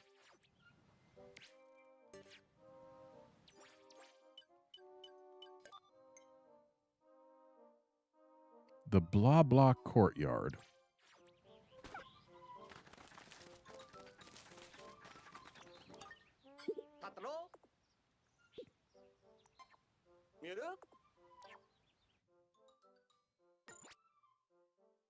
So that's not there, which is good.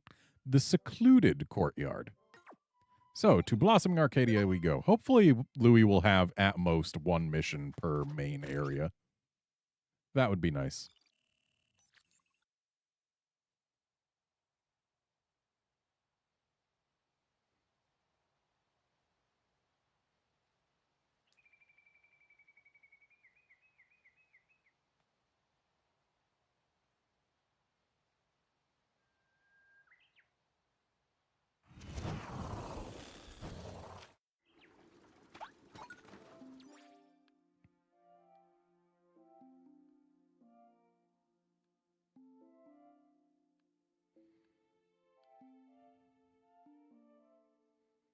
Okay, well, I suppose we should go to the Sightless Passage first.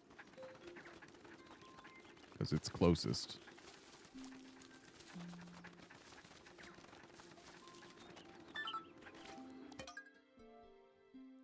Just one floor, which means there's a very low chance that it'll be where we need to build something, but let's still check it out.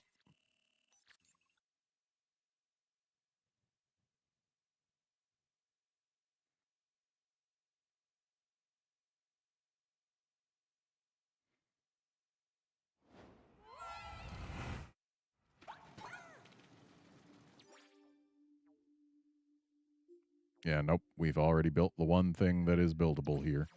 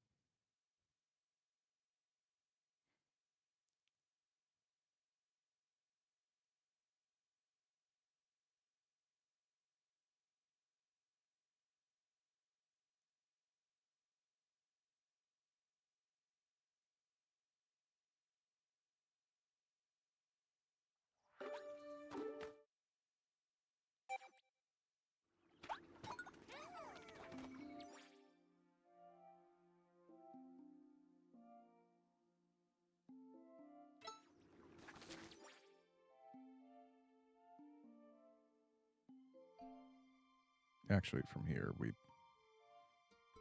better go to the Kingdom of Beasts.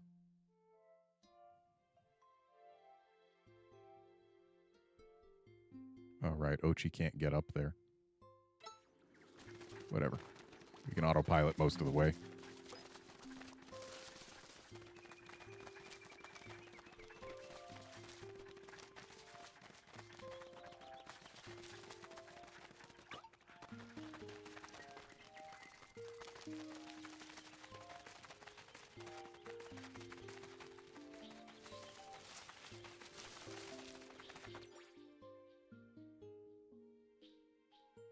Wow, we picked this place clean. There's only one corpse still here and no living enemies.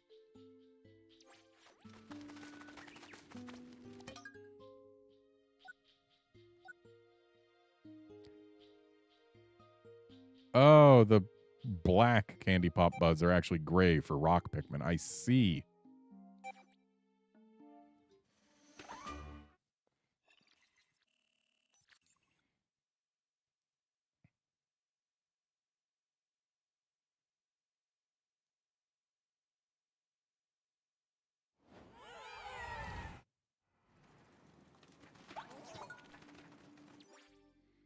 Okay, nothing on sub-level 1. Let's just pop on through here and go down to sub-level 2.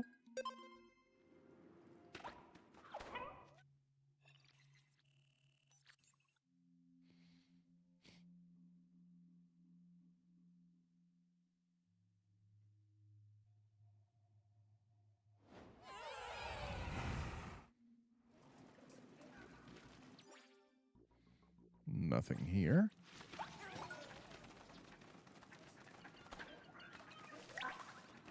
So, to sub-level 3.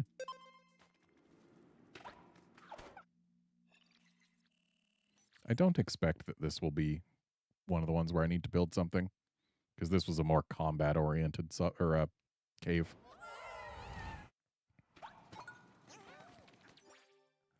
The Empress. Is she blocking our path? She is not. Because we've already defeated her once before, so the gate is open.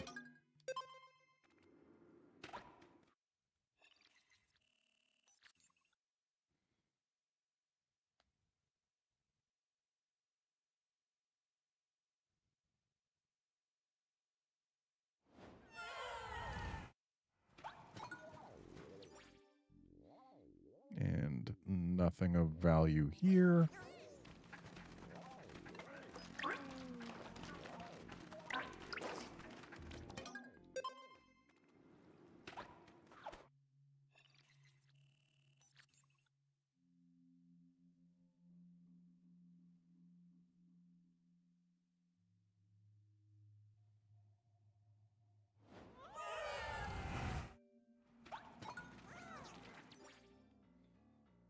And nothing here.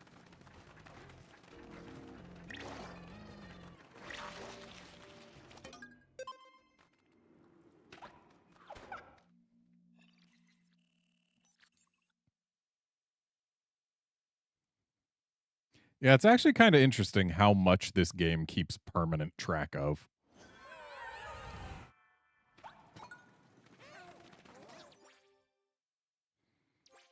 The state of every area in the game, which enemies have been defeated and which haven't, where every corpse is.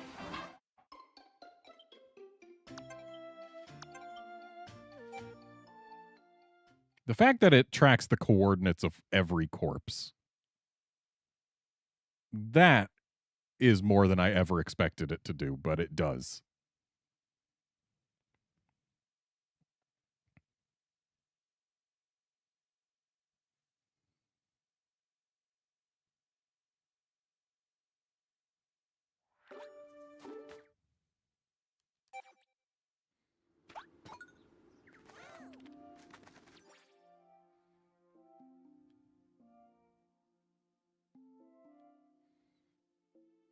So, secluded courtyard and drafty gallery are the only places left for us to check.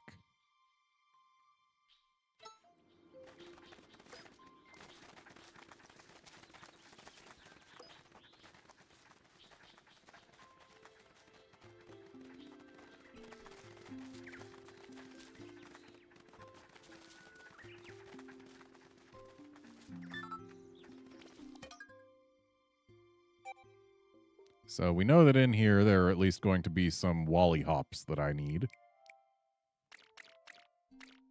So let's bring fewer ice Pikmin. Just because I don't want to risk freezing them, because I need to be able to bring their bodies back.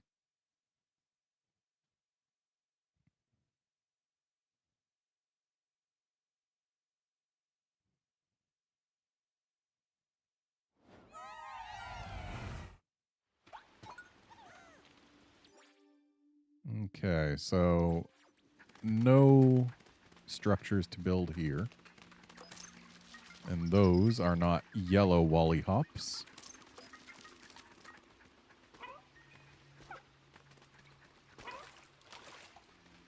So we can go straight on down to the next floor.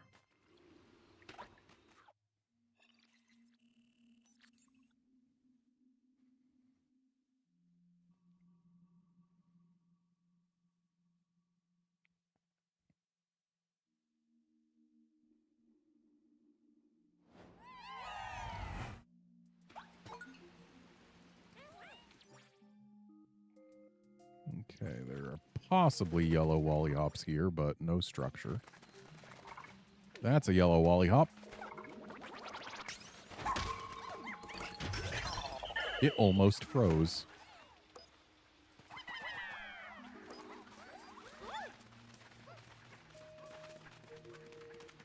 That's not a Wally hop. That is.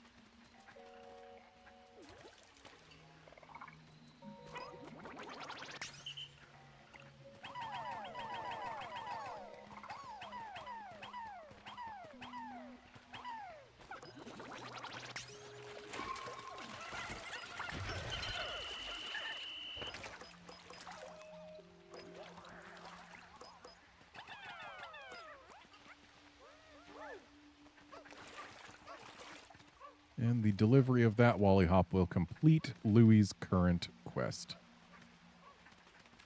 They even saved whether or not I turned off these geysers.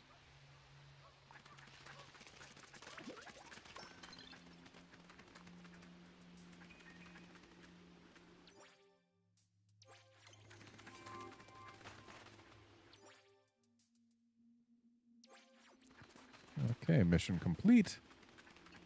Down we go.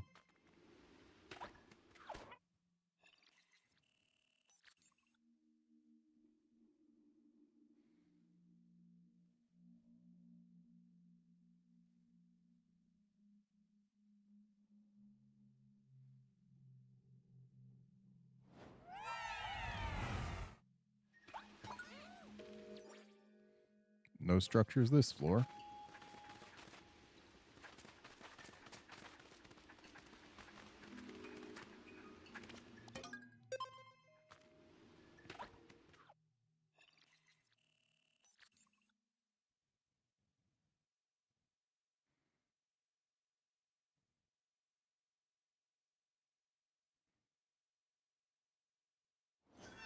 If only the game just didn't count structures inside caves. Okay. No structures in here. Just a Foolix. How did the pilot come off?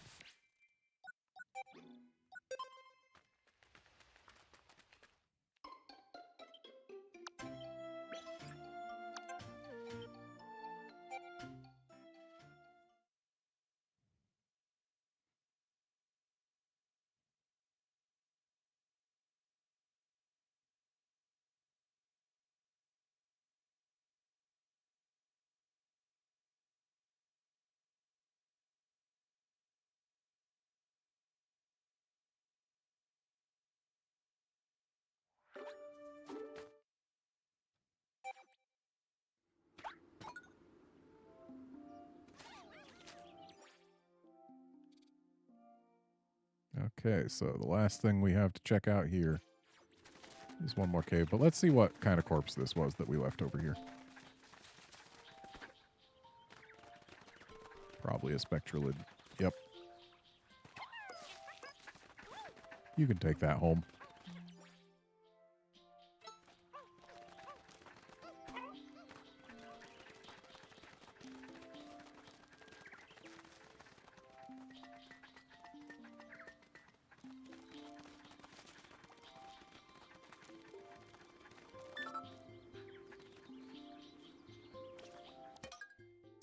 down to the drafty gallery, which could be the place where we need, well, a place where we need to build a structure. Again, the theme matches one of the places that I know we need to build a structure. Though the fact that it doesn't seem like it will have a bunch of water or poison. I mean, it could, but it's not immediately apparent. So my hopes of this being the right place are not high, but they are present.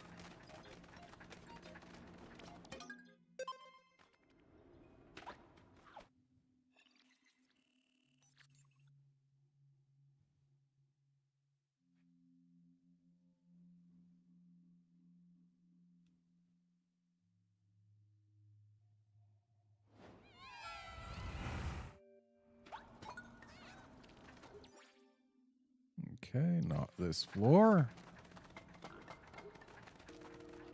We got ice candy pop buds. Why would they give us those when they only recommended red and yellow Pikmin for this cave? If we can bring in 3 types of Pikmin, why not also recommend ice? I mean, if you're going to give us candy pop buds to make ice.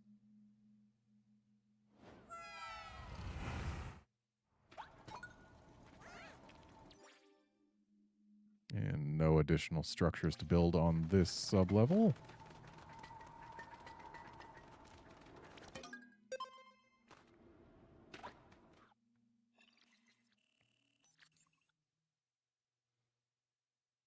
You know, I kind of wish more games would take the Donkey Kong Country Tropical Freeze approach and have there be 0 floating platforms that are completely unsupported. And ain't nothing here. Because it's just, if you're trying to do a game that's got a realistic look to it, or trying to make the environments feel realistic, having floating platforms that don't have a visible means of keeping themselves aloft just feels kind of wrong, and it takes you out a little. And in Pikmin, this is supposed to be our world. In our world, things do not just float.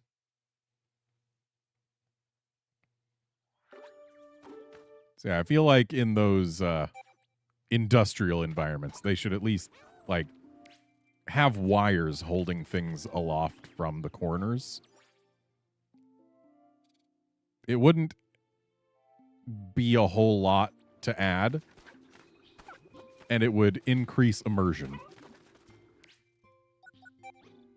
And there's nothing else here for us, so that's 2 places where we have ruled out every cave as a place to build a structure.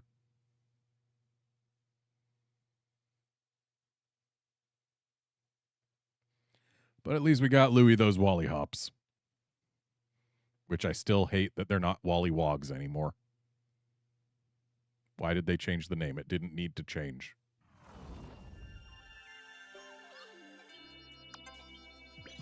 Right, I need to actually teach Ochi the legendary skill. That would help us get around a little faster. Hello? Hey, Dingo, isn't it about time you got back out there and helped us search for the missing castaways, of which there are none? Maybe, but who's going to protect the rescue command post while I'm gone? No. And it has been helpful to have Dingo on call to provide any necessary guidance for Redmond, which he has not yet done.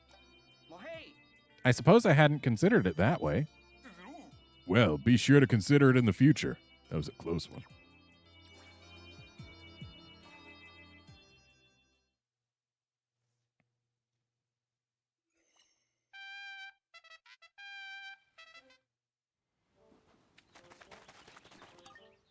Harmon. Die.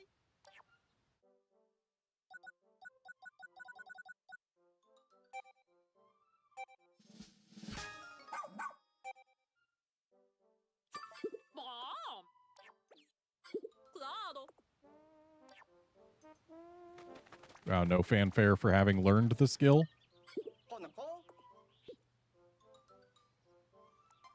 Wait, no. I need to talk to Louie first. 누포?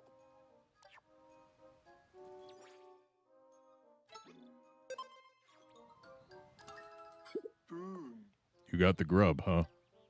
Then take this. Go get more ingredients.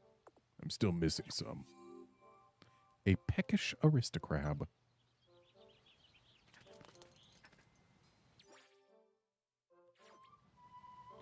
Reggie's, I don't imagine anything special happens when you get to day 100.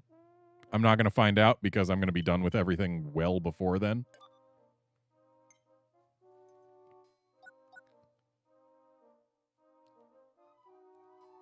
You can catch peckish aristocrabs at that resort place.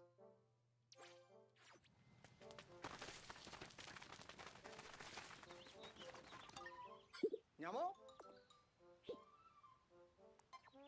Tumple.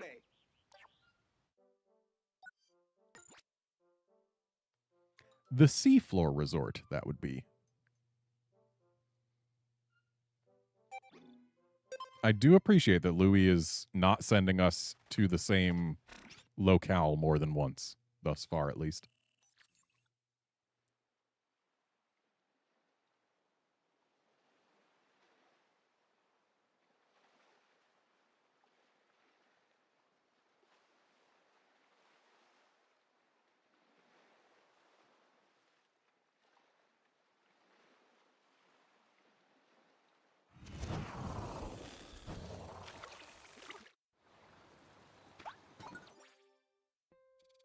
Now, if there were any map where we had left more creatures alive, this would be it, but nah, we completely cleaned this place out. There aren't even any corpses. So that's the seafloor resort.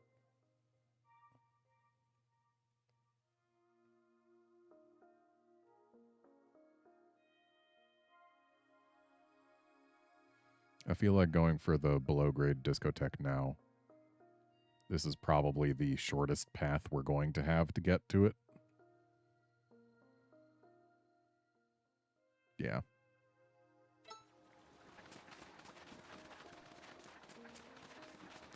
This was a real nice environment.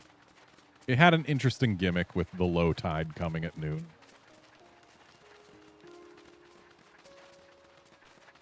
Plus, it's a nice beach with a fun big sandcastle.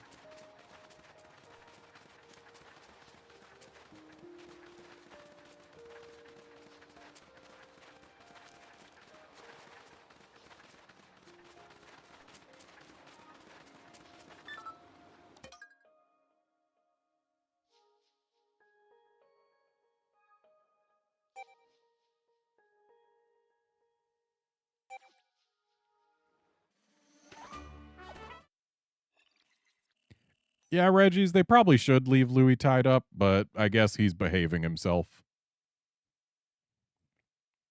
We are keeping him fed, after all. Plus, Nell gave him a talking to, so maybe he's realized the error of his ways or something. Okay, there's no structure to build here. Or rather, it's already been built.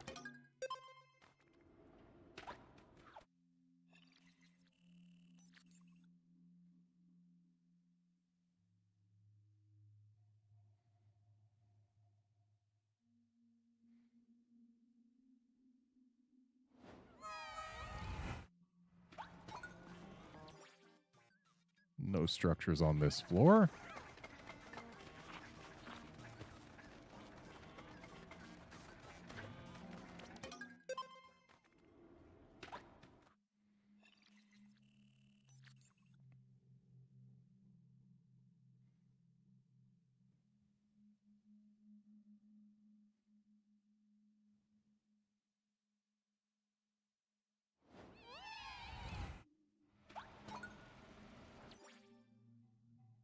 No structures here. Super.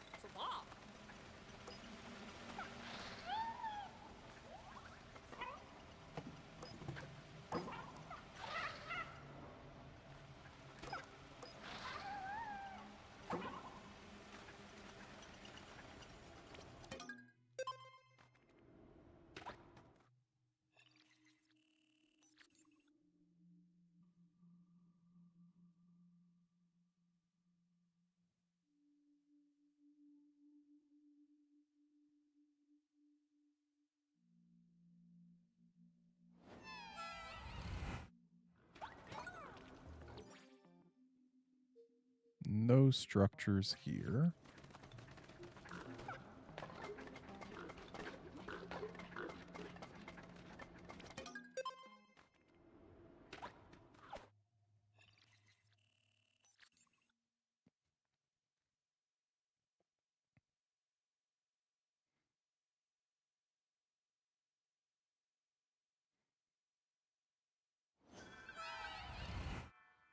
And no structures here. I am going to aggro this boss, though. Because it's actually kind of disappointing. Of all the bosses in the game, I believe only 2 were never reused. Every other boss we ended up fighting more than once. But this one, right here, we never fought again. And it's got unique music.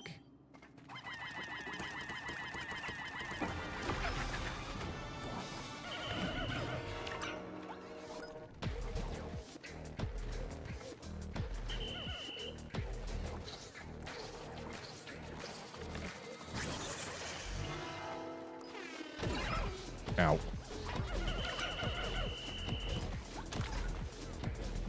Okay. We lost a yellow Pikmin because I wanted to hear music, but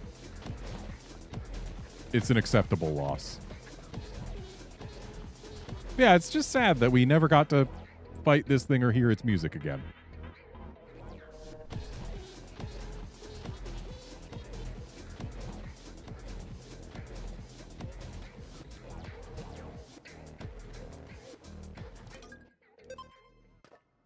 Well, Reggies, what you have to realize about Louie is that in the timeline of Pikmin 4, he has only done one offense. He has stolen the juice from the Hakatations. Beyond there, all Louie has done in Pikmin 4 is try to avoid us and also, or not Hakatations, the Copites he stole the juice from. Yeah, he's tried to avoid us, he's stolen juice from Copites, and he's also taken Copite castaways, except as far as we know, he was sent here to rescue them. Because we know he was sent here after Olimar, probably to rescue him. So yeah, the only offense he has committed that we can actually blame him for is stealing juice from Copites. Which is not a huge deal in the grand scheme of things. Everything else was just him trying to avoid us, mostly. It's Pikmin 3 where he creates the biggest issue in that the Copites in that game rescue him, and then he steals all of their food, every last bit of it, and runs away. But Pikmin 3 takes place after Pikmin 2, which takes place after Pikmin 1, and Pikmin 4 takes place kinda during Pikmin 1. Certainly before Pikmin 2, in an alternate timeline. So everything Louie did in Pikmin 2 and Pikmin 3 has not happened in this game.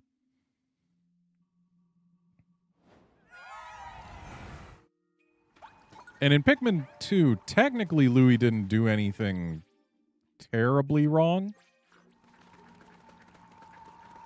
Oh, Peckish Aristocrab. I need to get that. I almost forgot.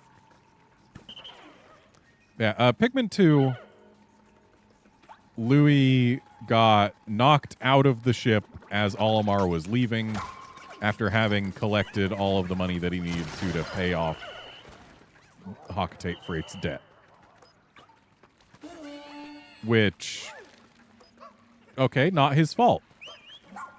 And then the only real problem that Louie caused in Pikmin 2 was we had to go to the bottom of the deepest cave in the game to find him again. And when we did, he was on top of the Titan Dweevil, the final boss of the game. and it's uncertain whether or not Louis was in fact controlling the Titan Dweevil. So technically, Louis didn't provably do anything wrong in Pikmin 2. It's just possible that he was in fact controlling the Titan Dweevil and causing problems like that.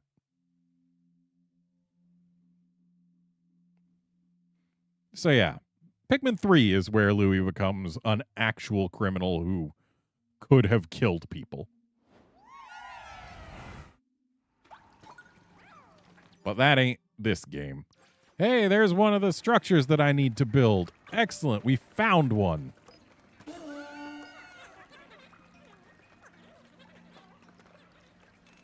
And then I know for a fact that there are no further structures to build in this cave. And that means that I can actually ignore all of the non-industrial caves from now on, unless Louis is sending us to them to get him some food.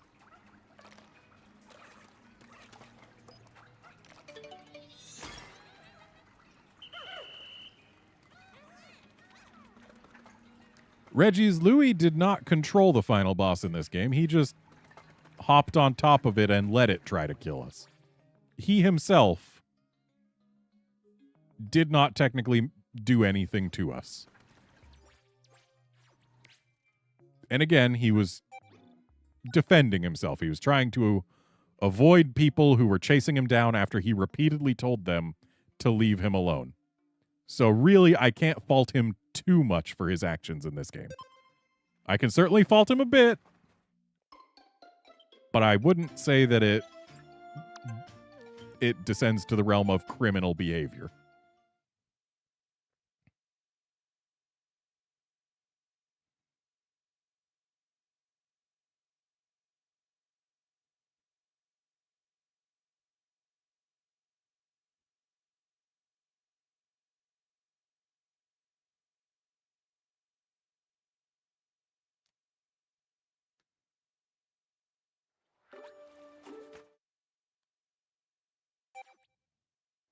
So I sincerely don't believe that any of the caves we haven't yet been in here will be the one that I need to check out. But we'll actually get an idea by approaching them. Let's actually get our base moved here and put away the Pikmin what can't swim.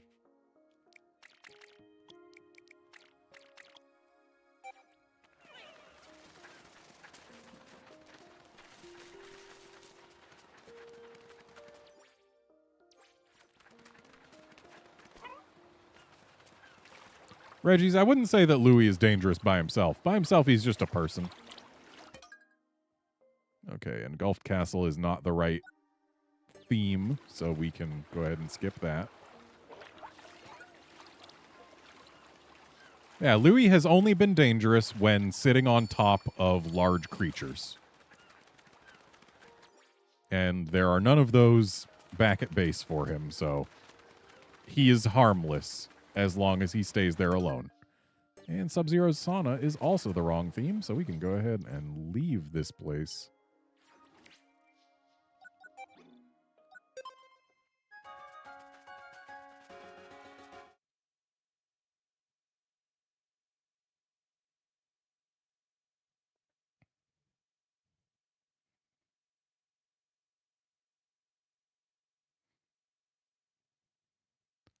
Reggie's Louis is one of over 50 people at HQ. There's a lot of people watching him and no creatures there. I don't think he'll be able to get up to any trouble, even if we leave him untied. Especially, again, since Nell gave him a talking to, perhaps he's realized the error of his ways.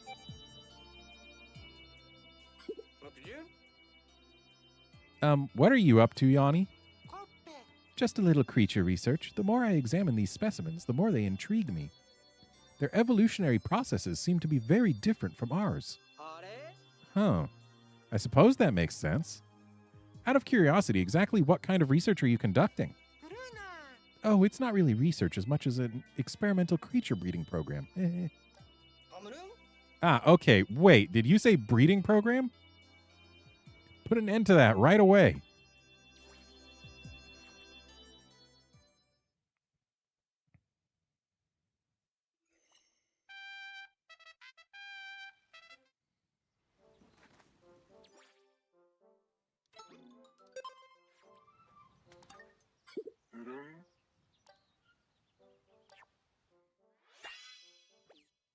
Yeah.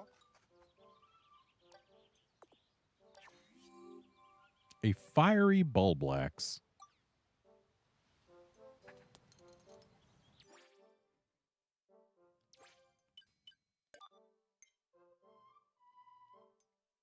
Oh, they're cave called something something the beast. Okay, so maybe it's not Cave of Beasts or whatever. Kingdom of Beasts. Harry. Let's see. Is something something the beast here? No, it is not. Cradle of the Beast is in Giant's Hearth.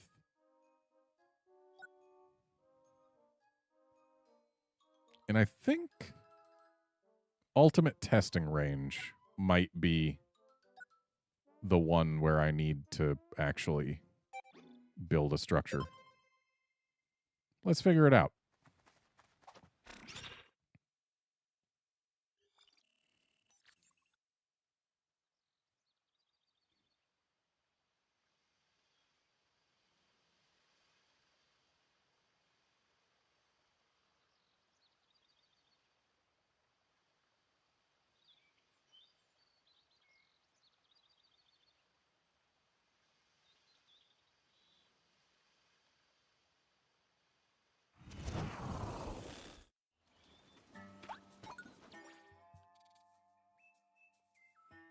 And I've actually left these wall poles alive, though they have no water, so it's honestly amazing that they've lived so many days without any water.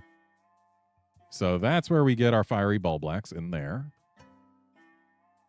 Dream Home is the wrong theme, but Ultimate Testing Range could potentially be where I need to go.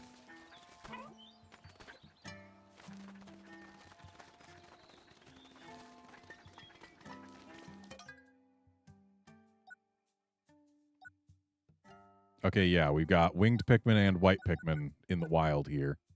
This is definitely it. I think it was sub-level 2 or 3 where I skipped the building of a thing. But we'll start at sub-level 1 just in case.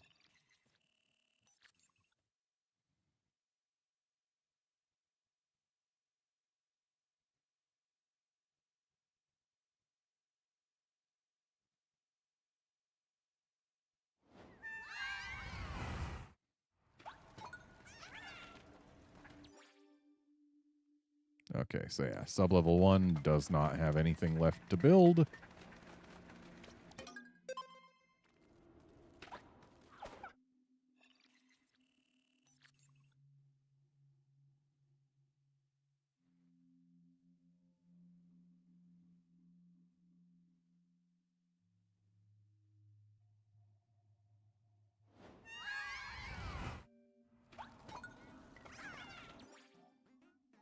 Sub-level 2 does not have anything left to build.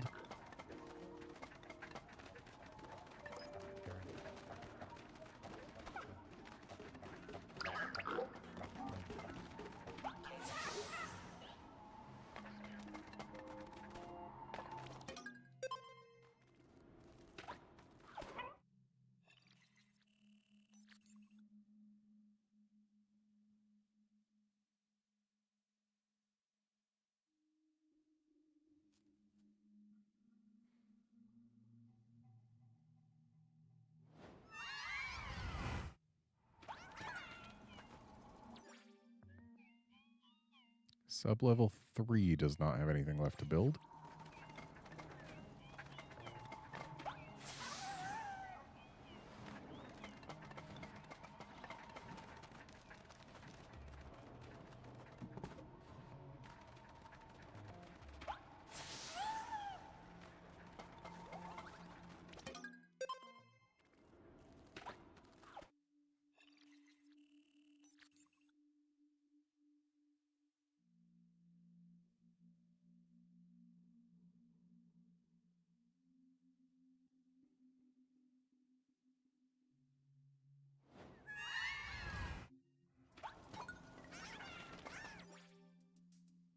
Nothing in sublevel 4 either.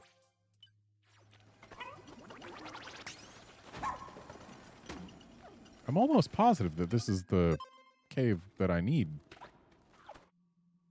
But unless it's a more than 5-floor cave, then it's not going to be the one.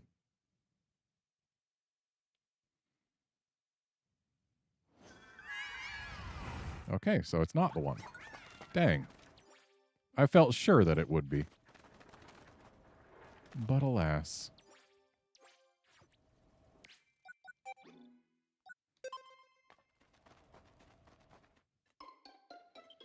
Yeah, Dream Home was the block theme. So we know that's not going to be it.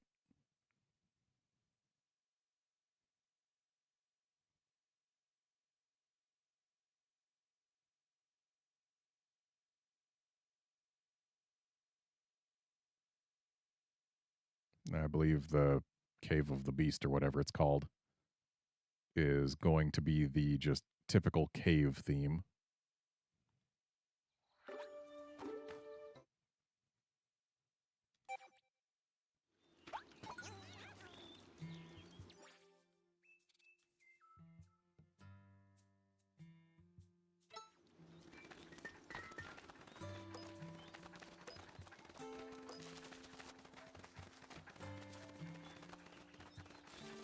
I'm a little lighthouse.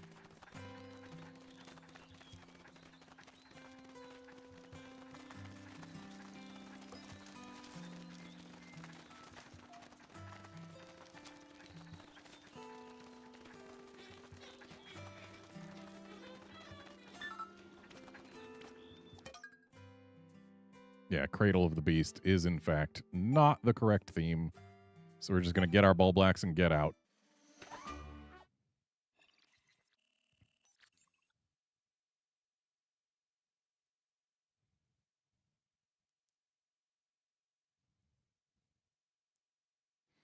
I don't think the cave that I'm thinking of where I left the thing to build would have been in the...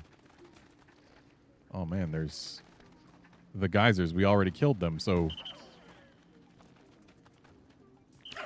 there's no geysers to keep things safe for non-reds to fight the Bulblax. You idiots.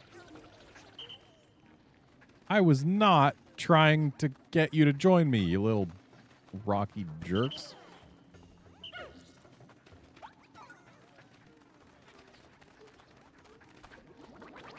Yeah, I think Hero's Hideaway is where the cave is going to be.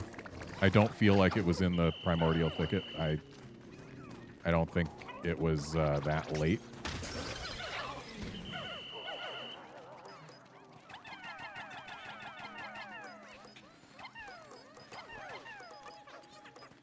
I'm glad we didn't have to go too deep into this cave to get what we came for.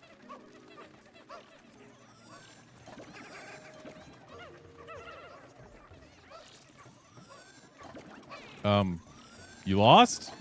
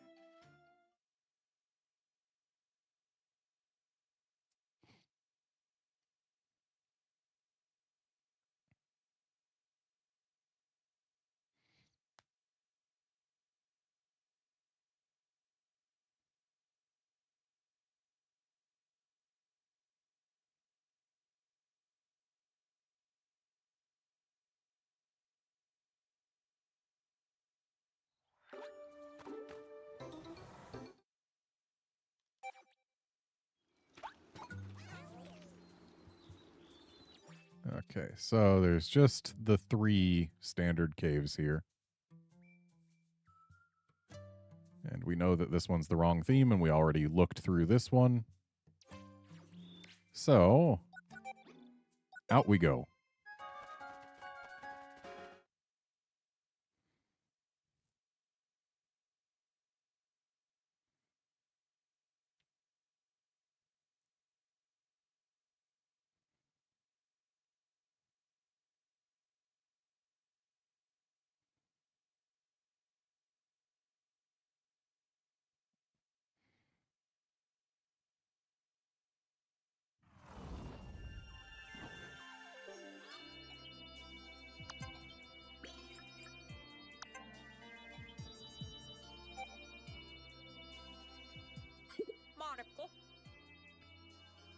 Dingo, how are you feeling? Back to your old self?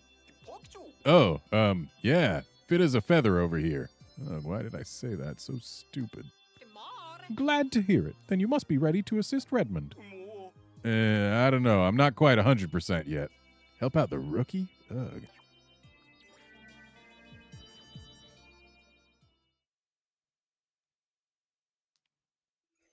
I don't know why he doesn't want to do his job. I mean, he's probably just been lying about everything forever.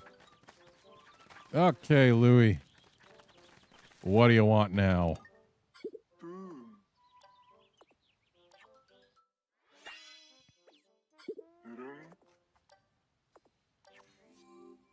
A giant bread bug. Okay. Where do I get a giant bread bug?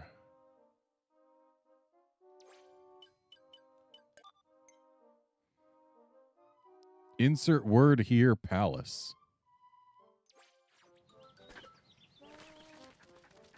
I think that one's at Hero's Hideaway.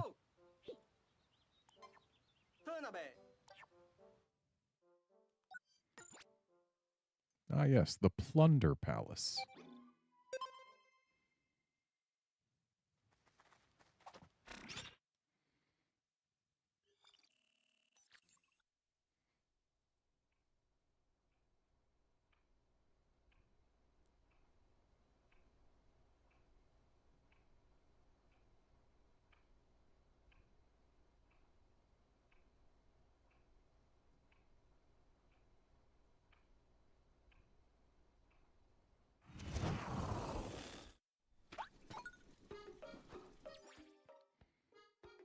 Okay, so Doppelganger's Den is down or up there. That's the Plunder Palace. And the Frozen Inferno. I think Frozen Inferno was the tile theme, which is not what we need. But Doppelganger's Den could be. I don't think it will be, though. I think that one was maybe standard cave theme. But we'll find out.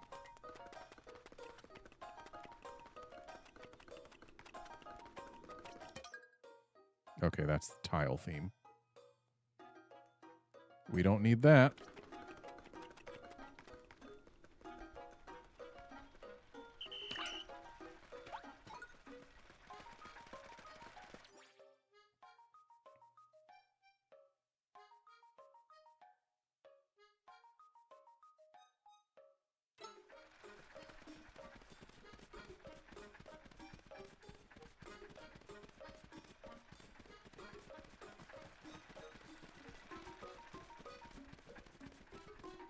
It's a shame we never get to go upstairs in this house.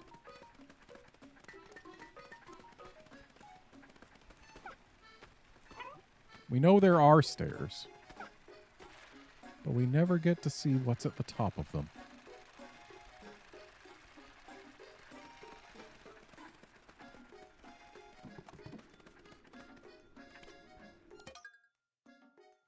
So we have to go to the Plunder Palace.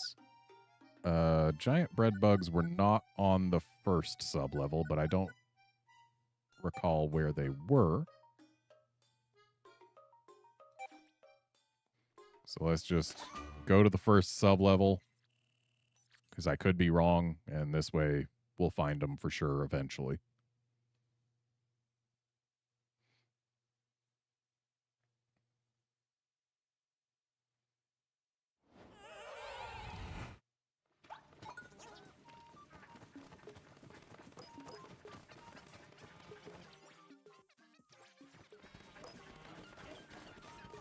So definitely not on this floor.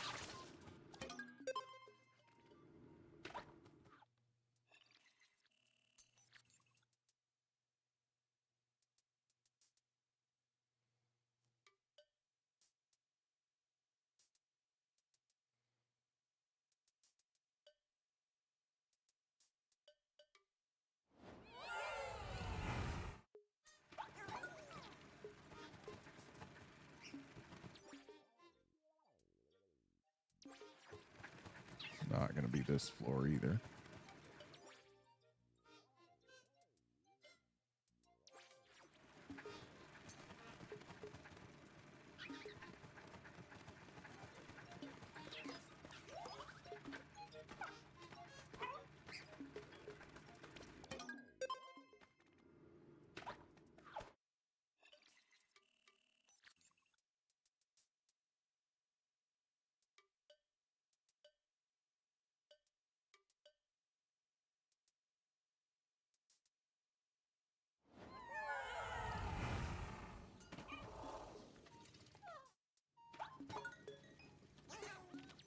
Well, this floor definitely doesn't have the bread bugs.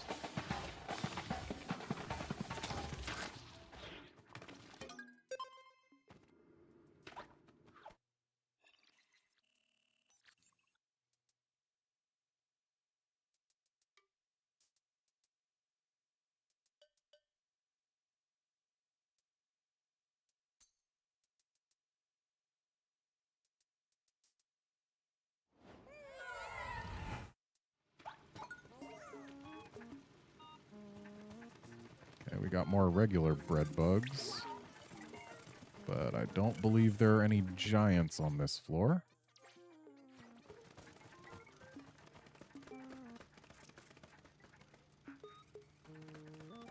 Yeah, not this floor.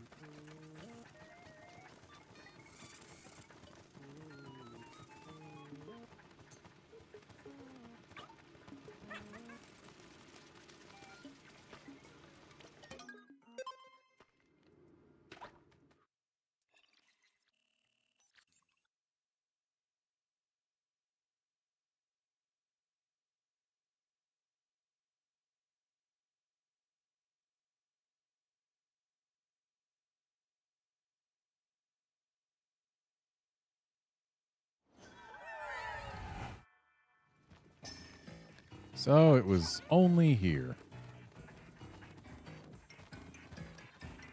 And there's one.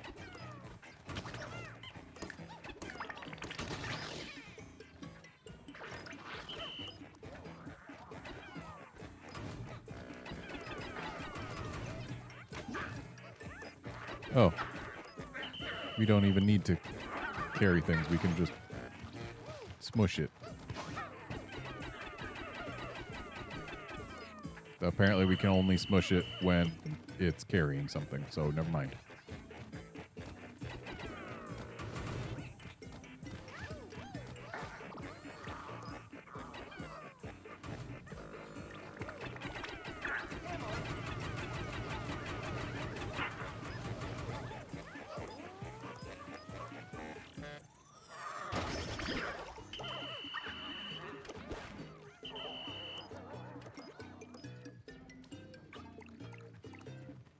Hey, Louie, I hope you don't mind if it's been pre-eaten.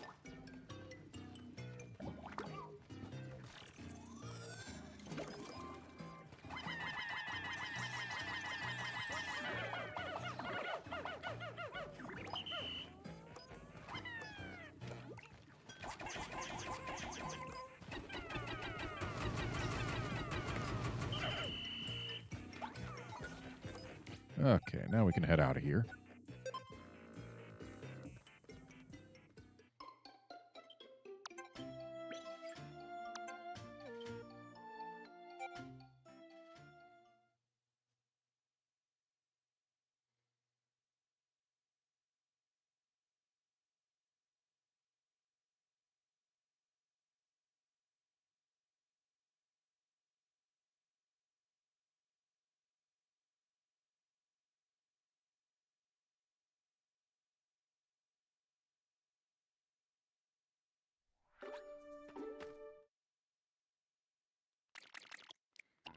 we're going with no Pikmin because I need to have nothing other than reds in order to check the last cave here. And having no Pikmin at all is even safer than having only reds.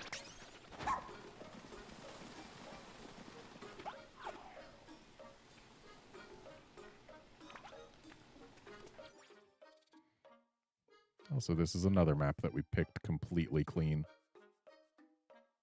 No enemies or corpses remain. Sad.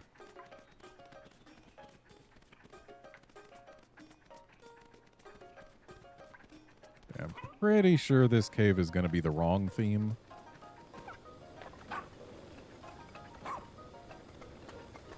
Apparently I have to come at it from the side without the lid. Yeah, that's the wrong theme. But then again, it's apparently got a couple different areas to it, but no. That's not going to be it. So I guess it is in the primordial thicket.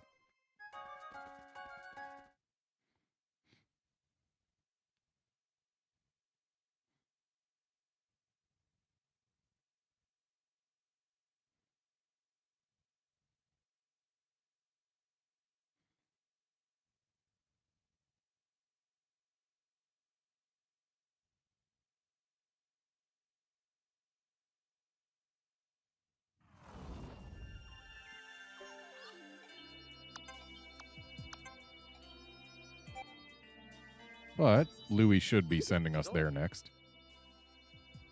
Captain, you were the one who personally recruited Bernard to the Rescue Corps, isn't that right? Yup, I stopped by the Universal Service Post Office to send a package a few years back.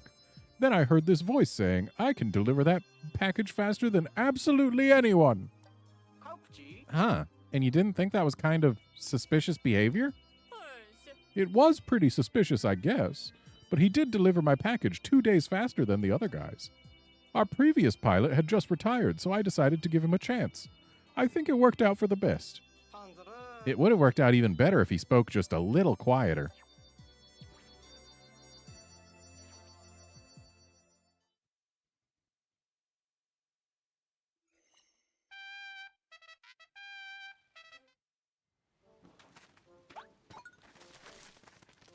All right, Louis.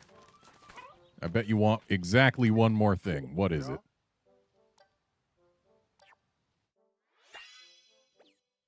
No. A sovereign Bulblax. It's a big ask. And where do I find a sovereign Bulblax? At the giant dog's den. Okay.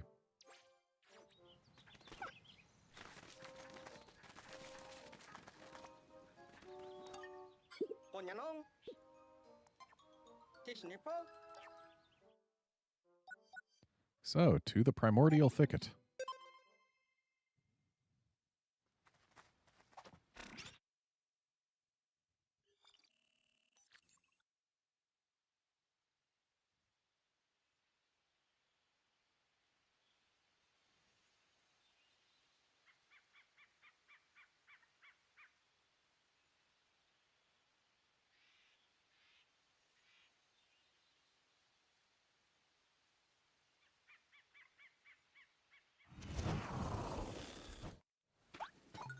So all of our goals should be meetable in here somewhere.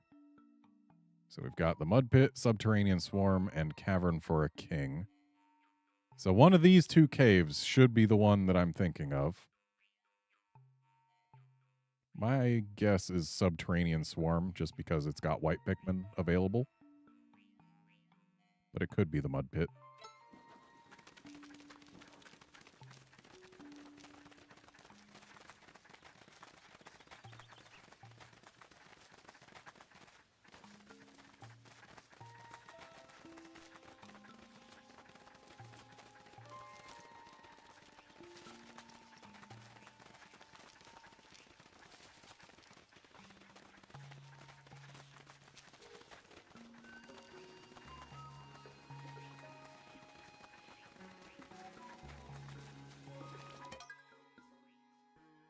It's not the mud pit.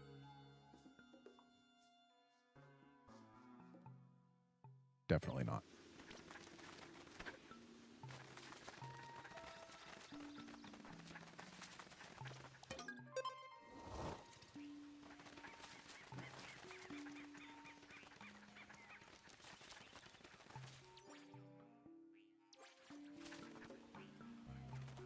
Thought I heard the sound of a bulborb snoring. The little whistle of them breathing out, but guess it was some bird or something in the ambience. Subterranean Swarm's not going to be it either. It's the wrong theme.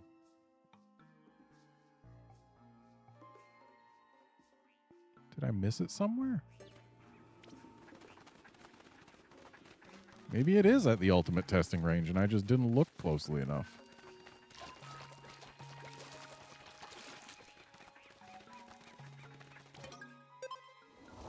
Or maybe it's not in the type of environment I thought it was, but I'm pretty sure it should be. Let's check and see here. Okay, so it does count structures that are in caves. That much is for certain.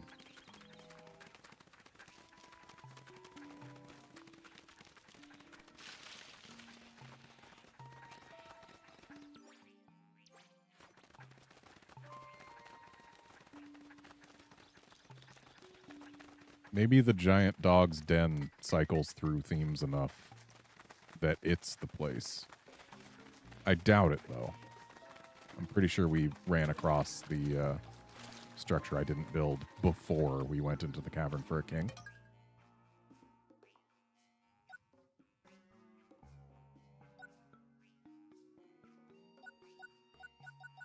I think the Emperor Bulblax was, or the Sovereign Bulblax was on like sub-level 10. But you know what? Let's look through the whole place. Why not?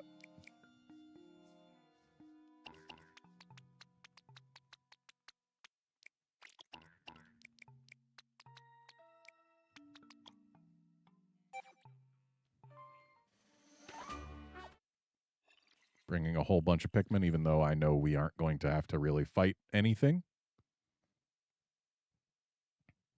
Until the Bulblax, that is.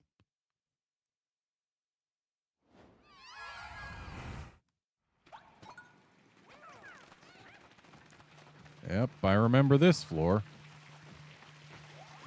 It was quite the interesting challenge.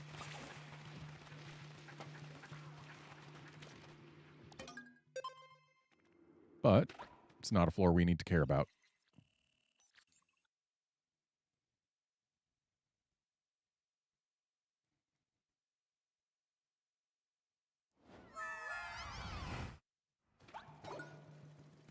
I remember this floor and that guy hiding there so very well.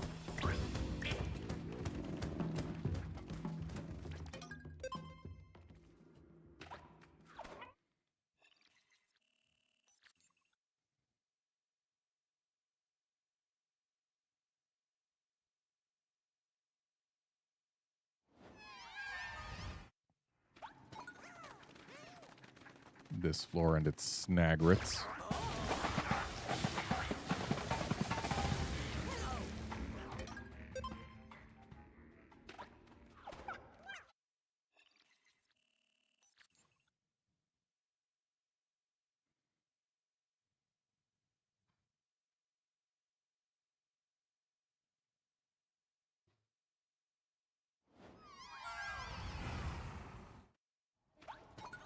Okay, so it could be this cave. It's not gonna be, but it could be. Because this cave does change themes. It's not this floor, that's for sure.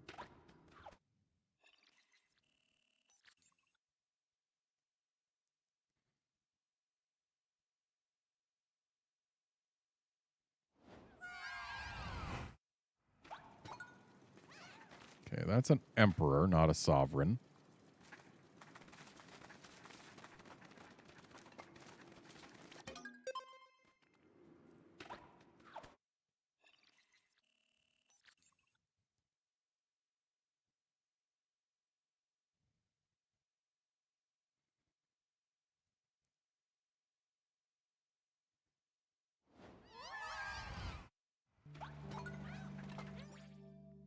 And this floor was just a rest floor.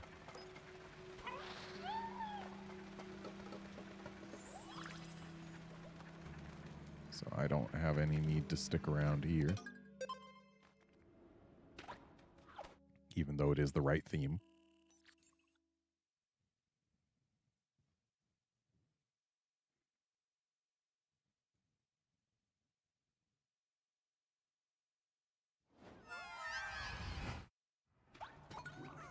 This floor is the right theme, but also not the right place. Or how about this, Shepherd? How about I just leave? I'm not going to fight anything I don't have to.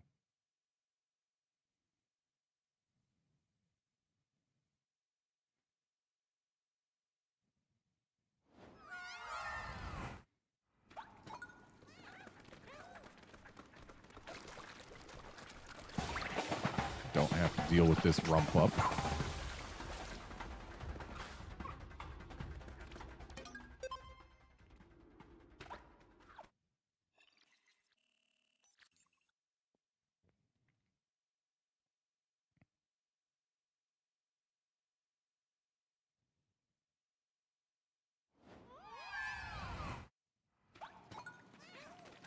Oh, this floor was nasty. I remember it very well.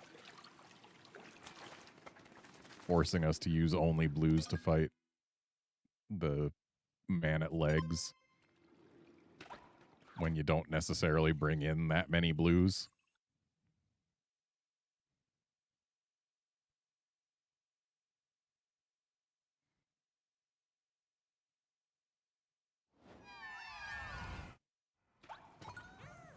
And we got the Smoky Frog, but I don't have to care about that.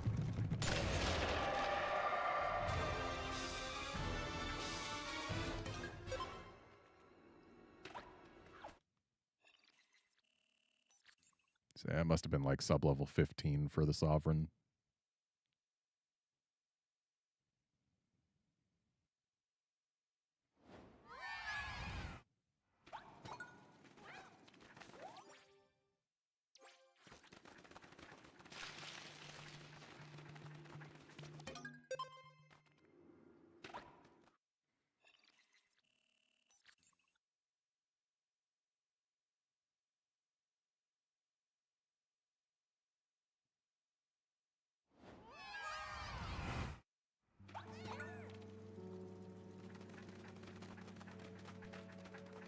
And it's another rest floor. Wasn't there a Mamuta here before?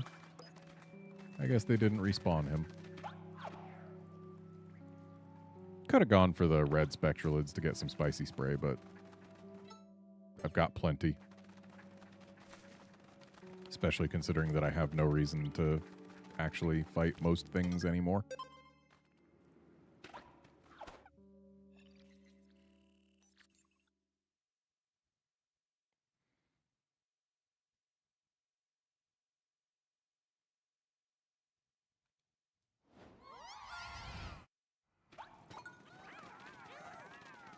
Definitely not going to fight that guy again.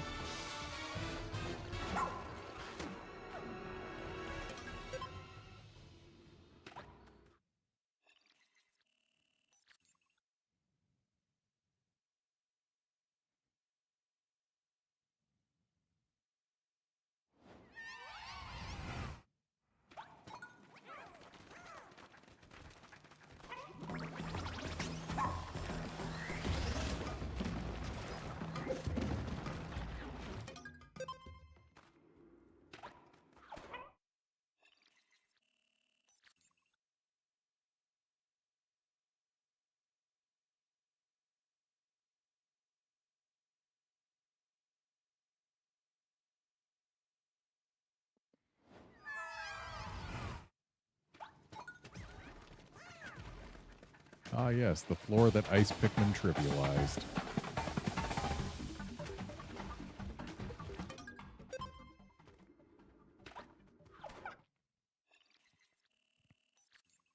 Okay, so it's past sub-level 15 that we found the Sovereign. maybe 18?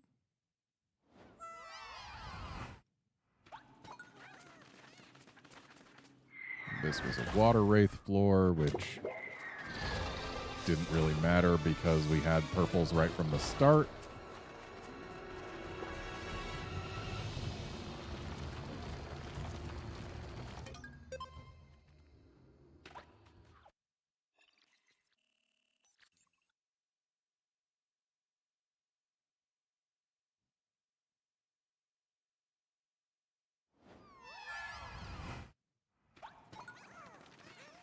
This was the floor with the rudest Empress in all of existence.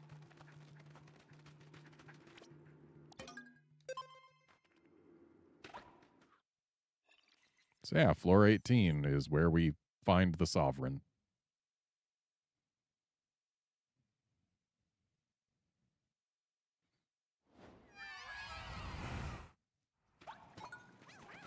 All right, and it's a Sovereign who lives on sand.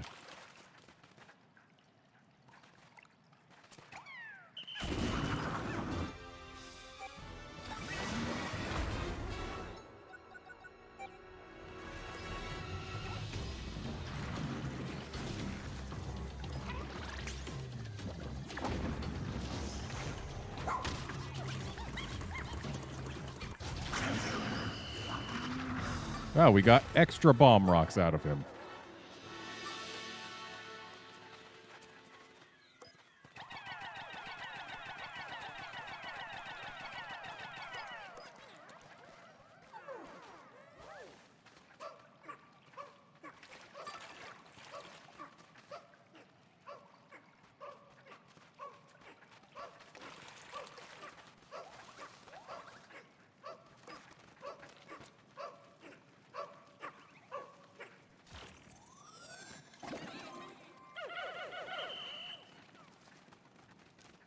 And I'm going to go all the way to the bottom of this cave just to see whether or not the giant dog is back. I don't expect it to be, but I'm curious. I'm definitely not going to fight it, even if it is. But I want to see if it's here.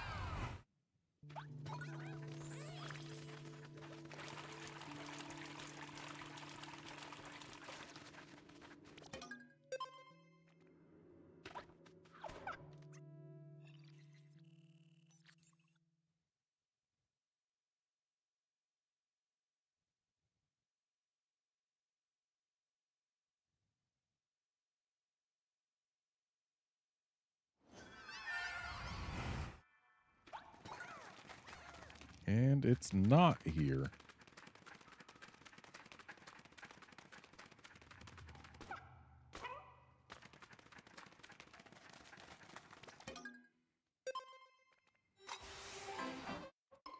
I guess I should go check the other two caves here just to confirm, even if they have the wrong theme. I should still confirm whether or not they are secretly the cave that I need. It's possible, I suppose. Because if it wasn't possible, then that would mean that no cave had the thing I needed, and that would be impossible.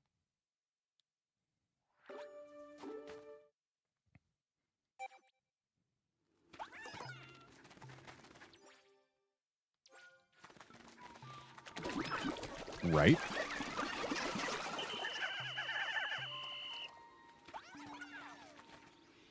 Let's get those flowers back.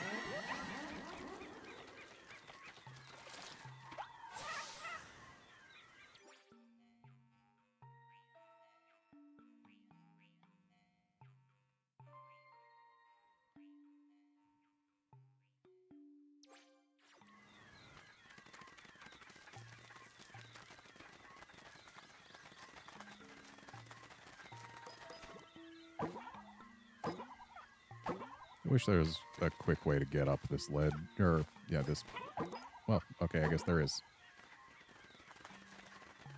For some reason, I thought those mushrooms would only bounce Pikmin up to where there had been a treasure before. So let's check the mud pit. It's not going to be where we want to go, but we'll check it.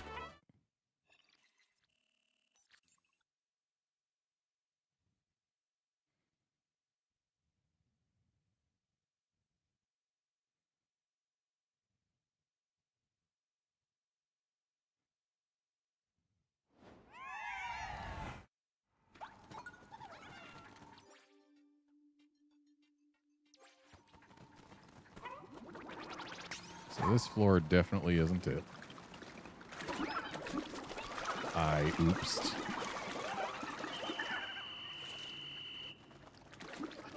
Ochi.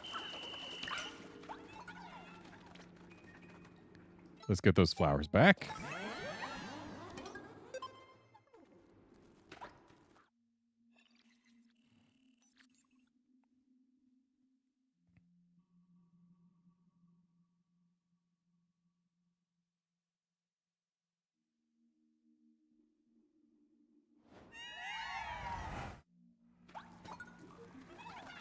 And this floor ain't it.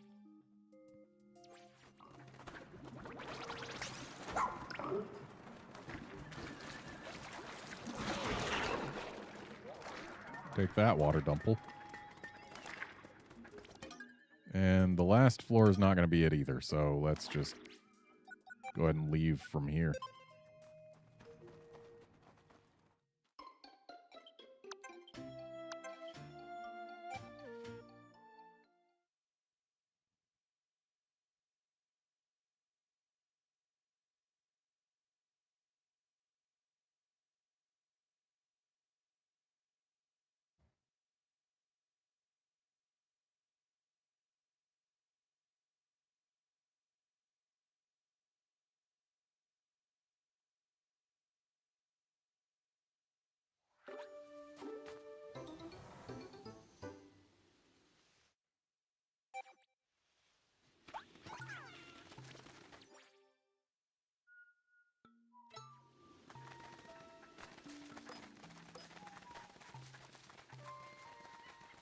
There is a low but non-zero chance that Subterranean Swarm could be where I want to go. And so we shall check it out.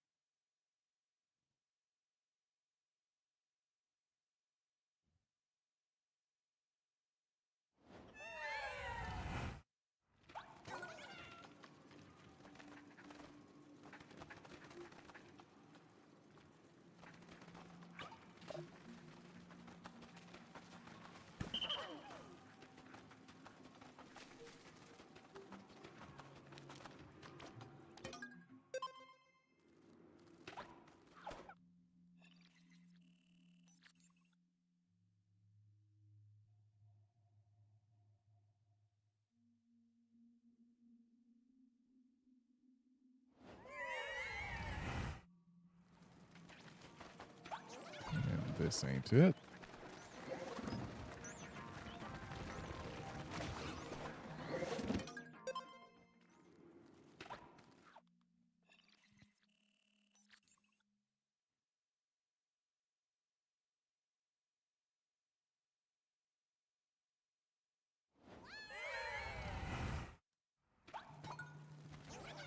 This ain't it.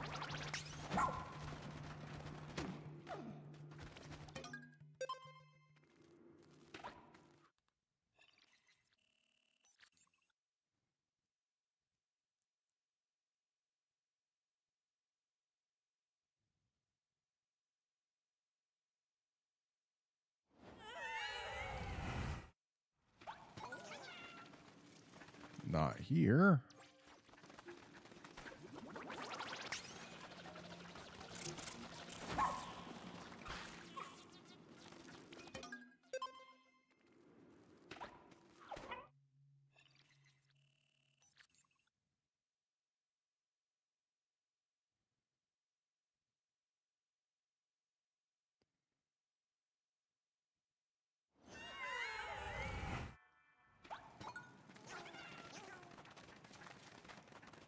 There's a sovereign Bulblax in here. We didn't have to go all the way to floor 18 of the giant dog's den.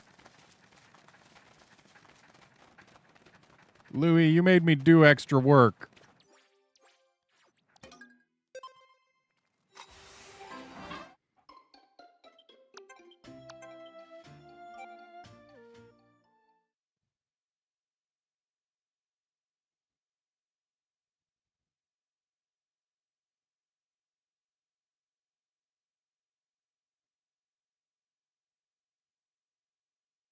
Made me do extra work and fight a version of the sovereign Bulblax in a slightly more hazardous environment.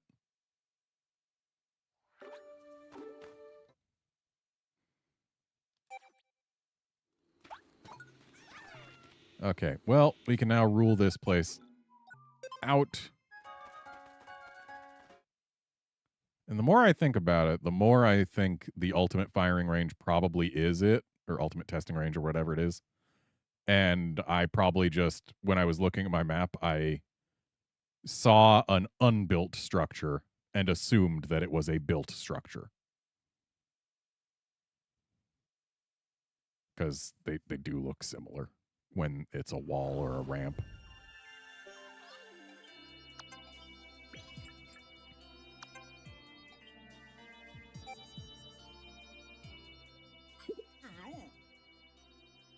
You know, when I saw those glow Pikmin-y things, an old memory came back to me. Something I'd almost forgotten. What kind of memory? It was back at home. One day, out of nowhere, my body suddenly started to glow. It lasted for like 3 days, I think. Huh, I don't remember that at all. It was probably just a bad dream or something, not worth digging into any further. I hope he doesn't remember anything else. Uh-oh.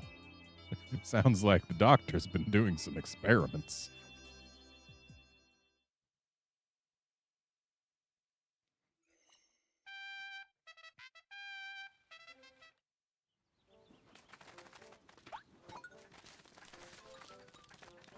All right, Louie, tell me that was the last thing I had to do for you.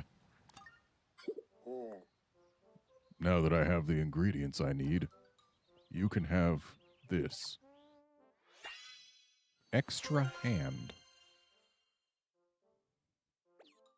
Waha.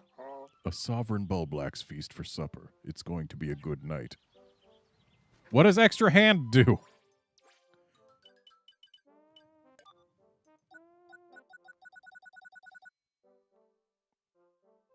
Oh, it lets me carry the same amount as a single Pikmin.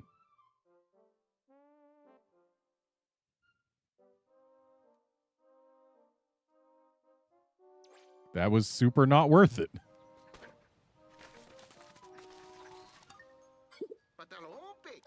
But then again, it's more interesting than just more resources that I don't need. No.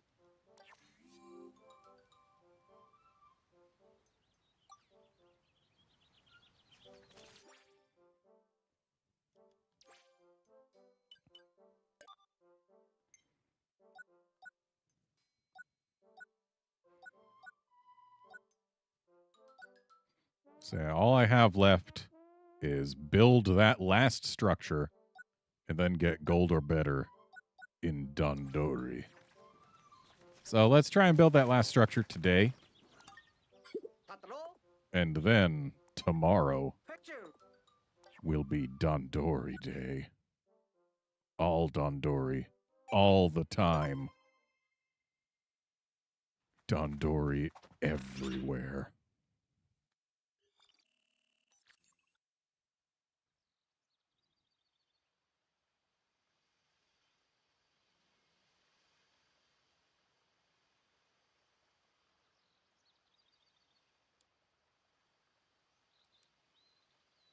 So there are 3 locales where I didn't go all the way through every cave.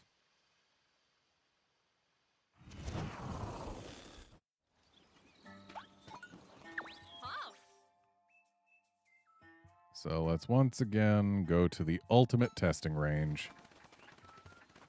Just to confirm.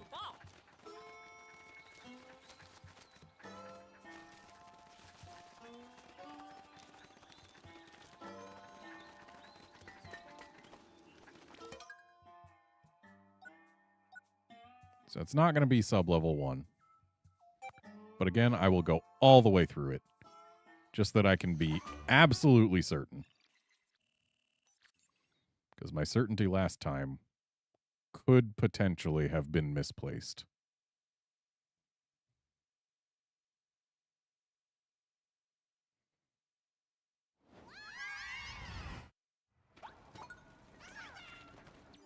Okay, this floor, one structure. It is built.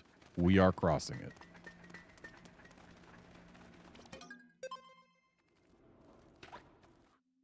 I'm pretty sure the floor where I didn't build a structure was a floor that had conveyor belts on it, and there was a second base location that was inside, or that was on a little island in a pool of water.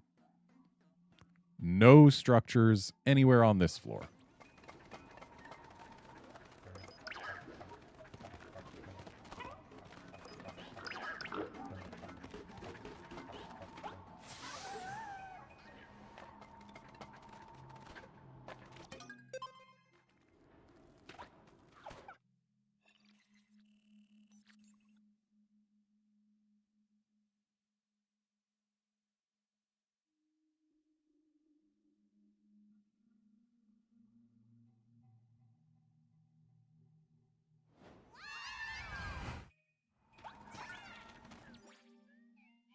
No structures anywhere on this floor.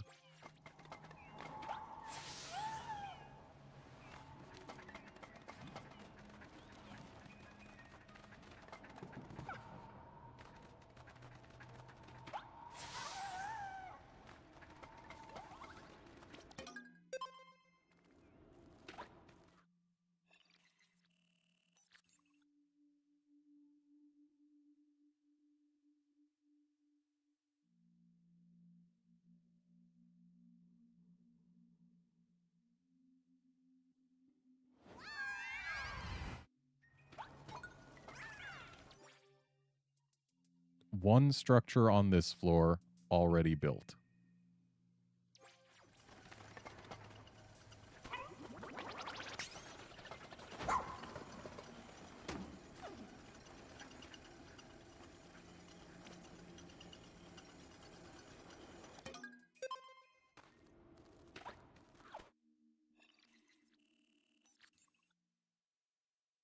This is the final floor, isn't it?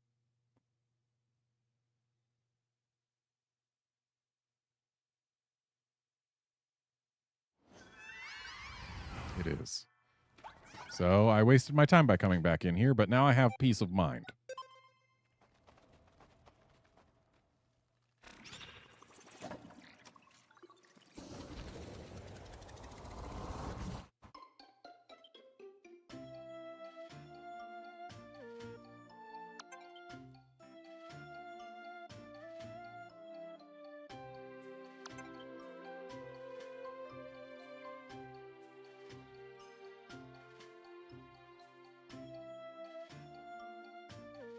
Hang on a sec. I've found a list of structures that says which ones are mandatory and which are optional.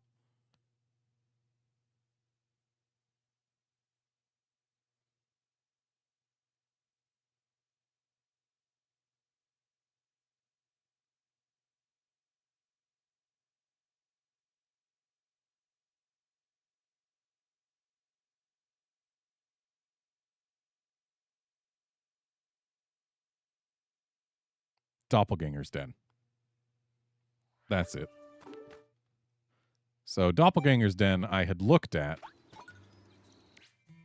and determined it was the wrong theme and thus just didn't go in there. But apparently one of its floors will be the correct theme.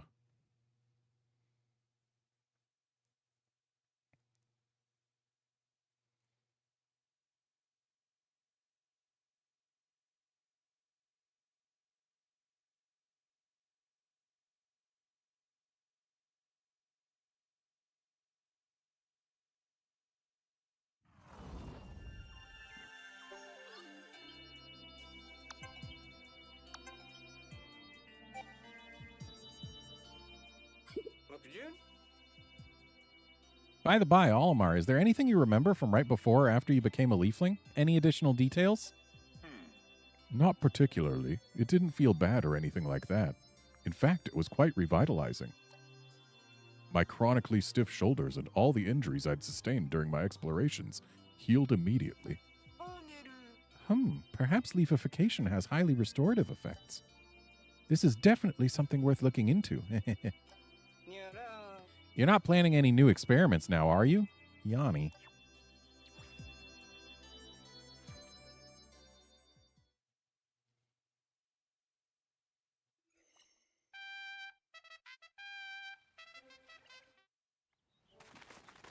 So that was a wasted day. But who cares? Back to Hero's Hideaway.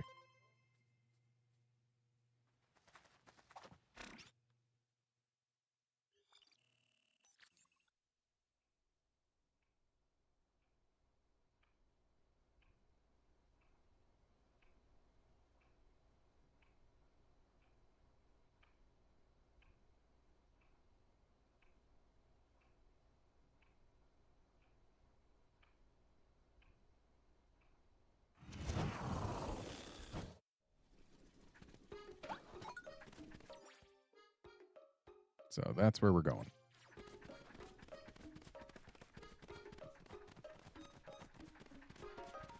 The wild white and ice Pikmin should have been a tip-off for me.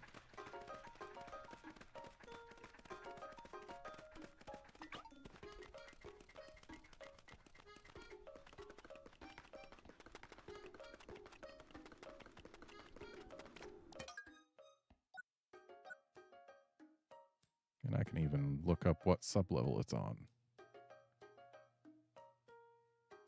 Sublevel 3.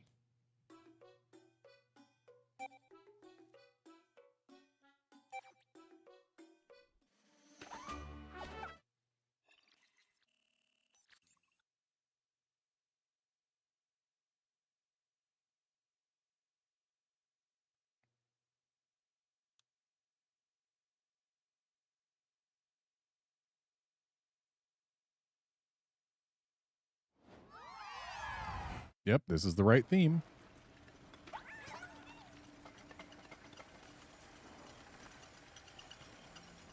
And that's the right place.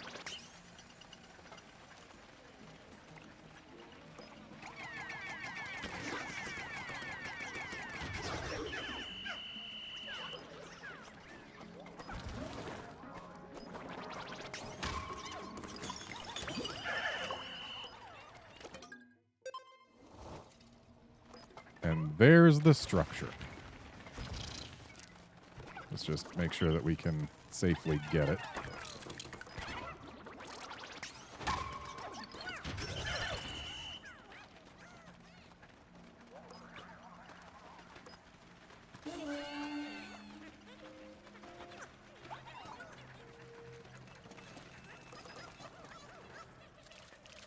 Never imagined that skipping an optional structure would cause me such a headache down the line.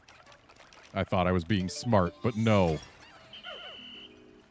Cost myself much more time in the end than it would have cost to just get those resources elsewhere rather than save them at the time. But hey, all structures complete now. Which means I've completed every mission in the game that does not involve specifically getting medals in Dondori.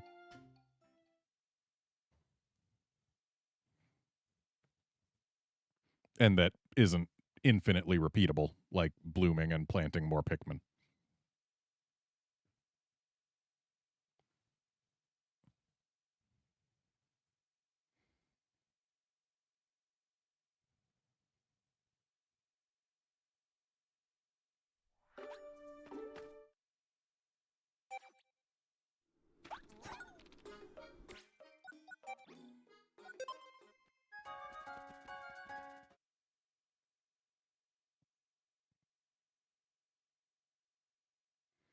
And the only creatures I left alive on the surface anywhere were Walpoles. Which, who even cares? They weren't even in water. They were not a threat to anybody.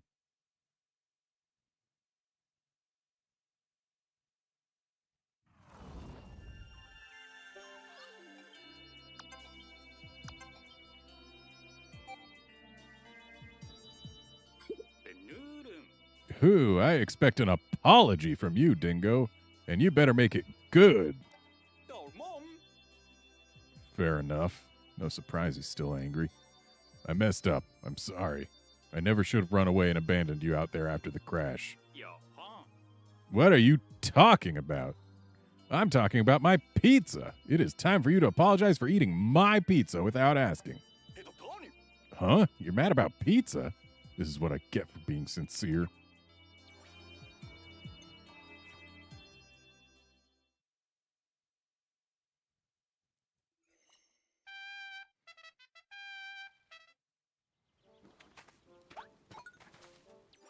Okay, where's our person?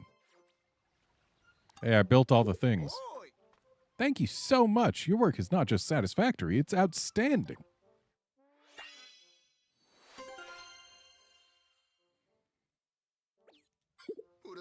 Once I study the structures you've built or repaired, I'm sure I'll make a groundbreaking discovery. And then I'm going to put your name in my paper. Ha ha! Just you wait. And with that, we have completed every non-Dondori, non-repeatable mission in the game.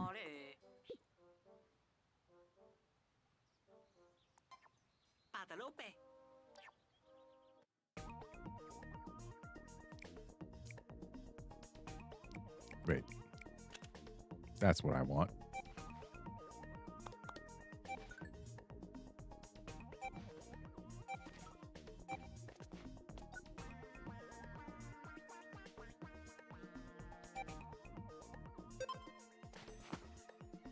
It is important that we grow the leaves again.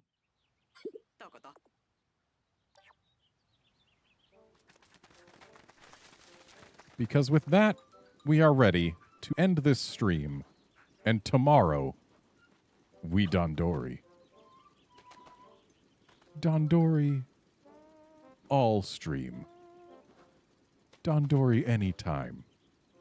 Dondori anywhere. All will be Dondori. See you tomorrow, friends.